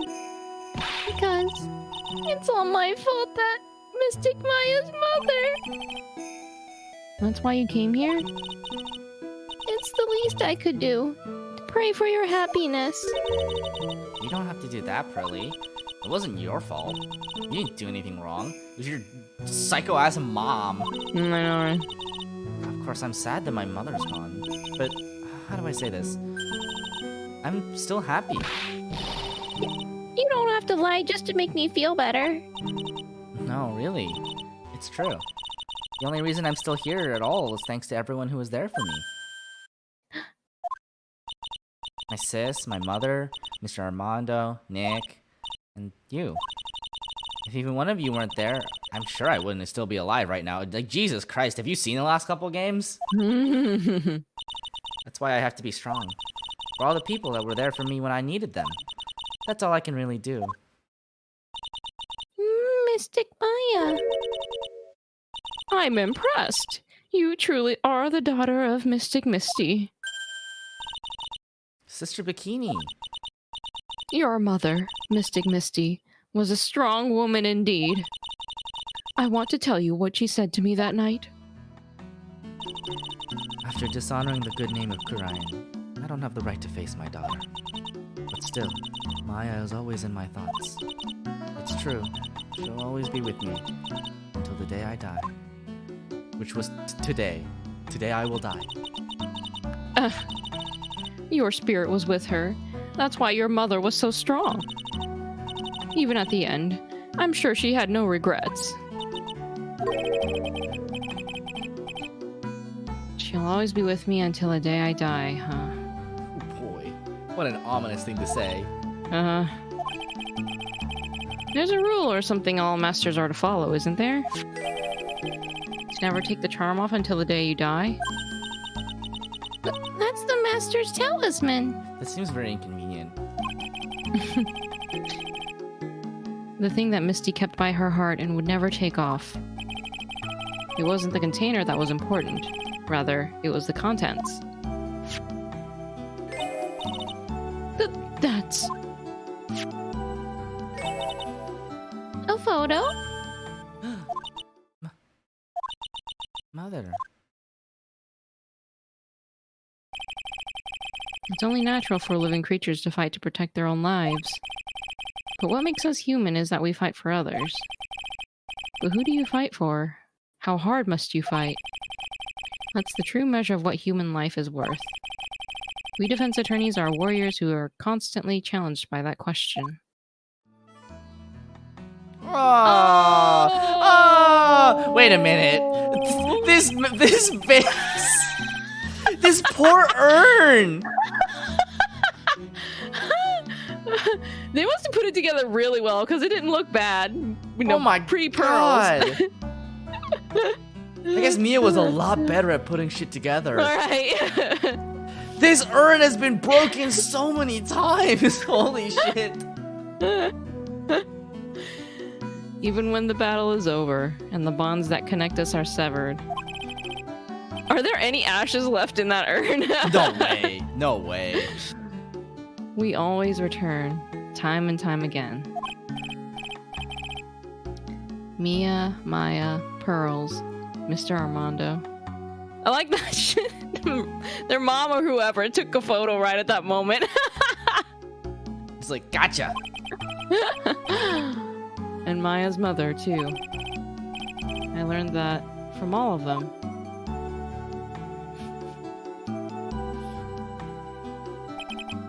It's an unexpectedly wonderful visual metaphor. Yeah, it is. It's great.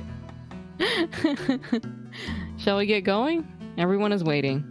There's actually a really cool narrative that gets strung together following this trilogy and into Apollo Justice that we'll get to, and I'll probably talk about when we get to that game.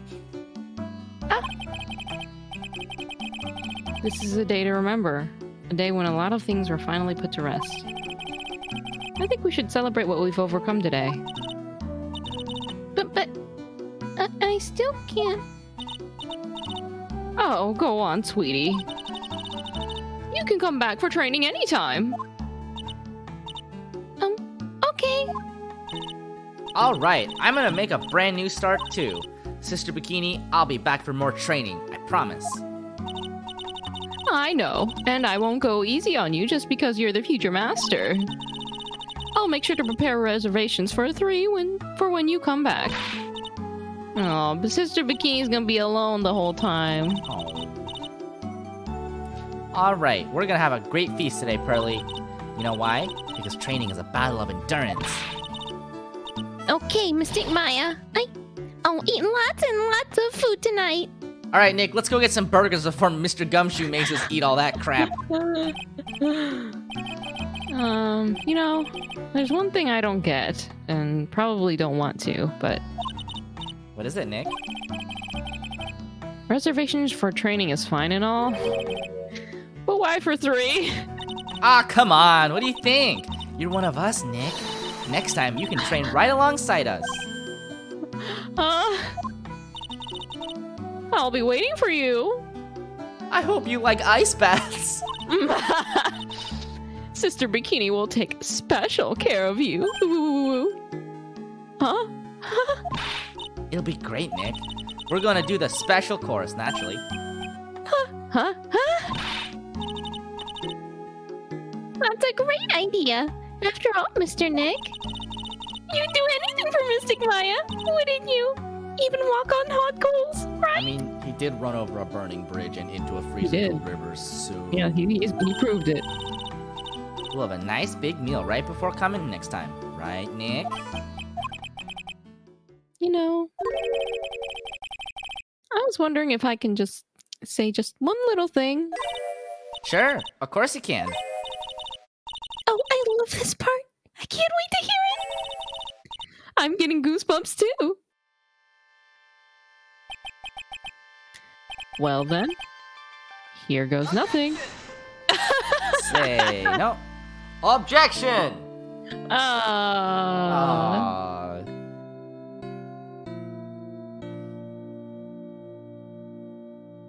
I'll really have to work extra hard now. Master of Kurine and the office manager of Wright & Co. law offices, and I have to be a good big sister to Pearly and Nick too. Well, as long as I'm not locked up or captured or something like that. That happens weirdly often, actually.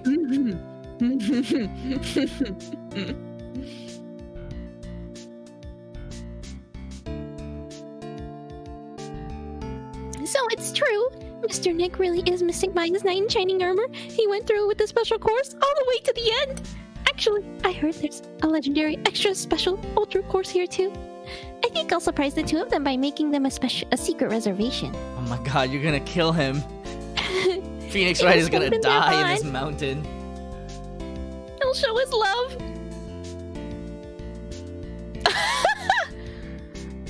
Maggie bought me a brand new coat as a present, pal. I feel 10 years younger. I'll never take it off. Yes, but somehow you just don't seem the same. I guess a dirty, shabby old overcoat is just more detective-like, sir. Don't worry about it. In the name of love, a man will soil himself silly. Aw, Detective Gumshoe. So cute. Oh. Mr. Wright, I am once again in your debt. Thanks to you, the Treasures of Kurine exhibit was a great success. I even got to see Miss Von Karma, who I hadn't seen for over a year. She taught me how to use a whip, and said that I must show you what I've learned. Oh god, no, please! Ah!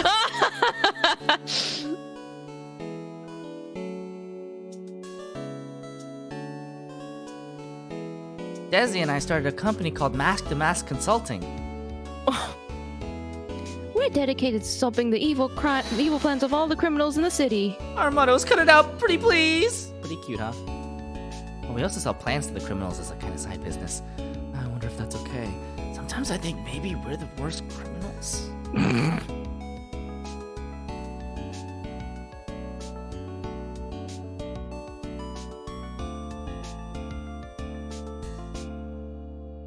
I wanted to show my appreciation to Mr. Wright for exterminating Don Tigre, so I lent him $500,000.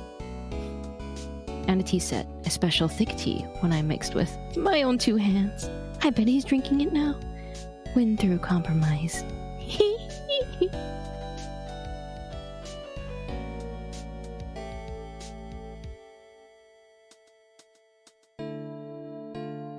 Oh, I'm just old and in the way. A wrinkly, grumpy clown-nosed waste of flesh. At least that's what I thought. But my grandkids had a birthday party for me the other day. oh, About embarrassing. 69 years old, nice, and I cried like a baby with a dirty diaper. oh.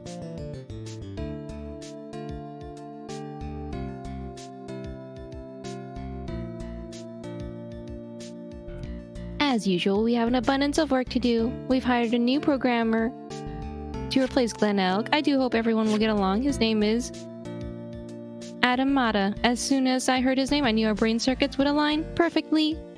My god, her text went by so fast. I know, I was trying.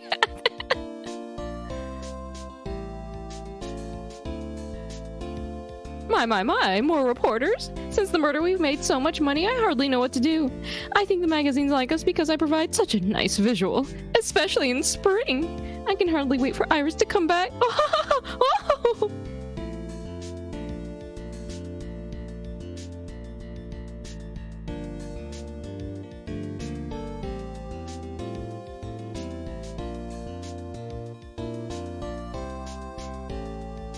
You've turned into such a respectable man, Feeny. It was so sweet of you and everyone else to come and visit me here the other day. Of course, I was happy that you constantly had your eyes on me, but I felt kind of bad when the little one slapped you so hard you had a nosebleed. Bruh. Pearl gave you what for? Oh. Phoenix Wright. Objection! Oh.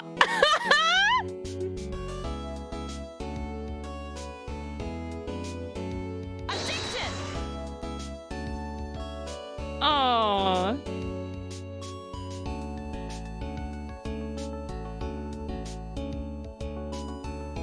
Objection! Oh, look at that man go. He's going. And there goes Mug.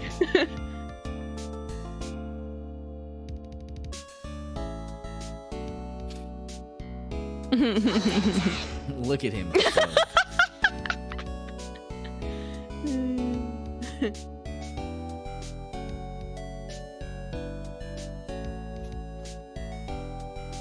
Oh. What's this? I'm back from a long and tiring vacation and no one is here to greet me. I guess while I was gone, my little whippersnapper buddy quit and now I've got no one. What kind of lonely, crazy security room is this supposed to be anyway? Well, with all the flashing lights and switches, I feel like some sort of space alien. And now, what am I gonna do with all these macadamia nuts I brought back for everyone? If I bring them over to Edgy-Poo, I know exactly what— I really can't accept these, I'm afraid, or something just as painful as fragile. Oh, when will I ever find a gentleman who treat me like a refined lady? Rat-a-tat-a-tat-a-tat-a-tat.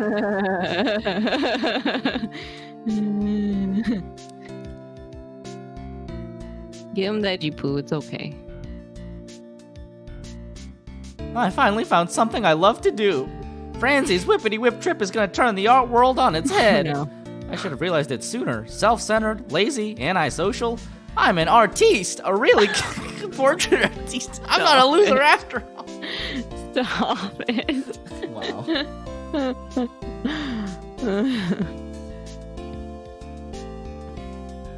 Oh, look at it, the art. I love Francisco's pose. Good. More art, yeah. I don't know if this was in the original. This might be a little bonus we get. So cute. Nice.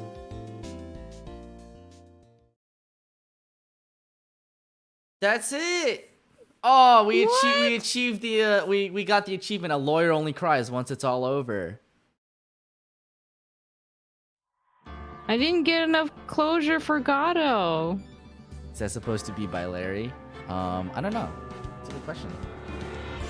Probably not. I don't think it's supposed to be Daichi. Oh god, we're chugging. Why? Why? What? Okay. On top of Doug. Hydrate. It's empty. Already? Yeah. You fucking missed it? Me or fast? A lawyer only chugs when it's all over. Hydrating. Thank you, whoever did that. Hydrating.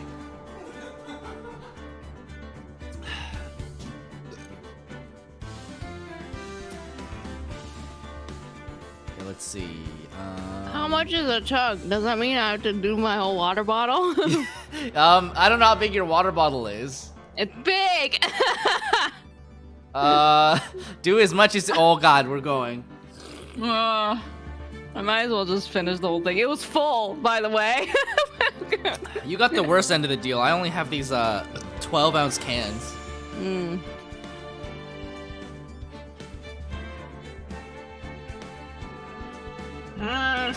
Okay.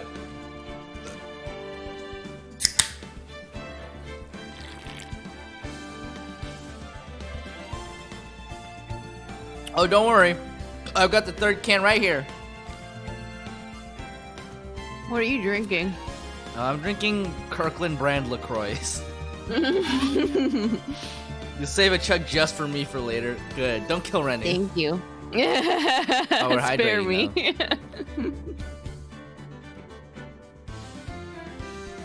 Why do you still have 64,000 channel points? Oh, hold on.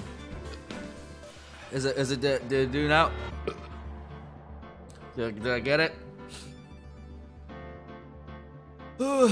I'm full on water. It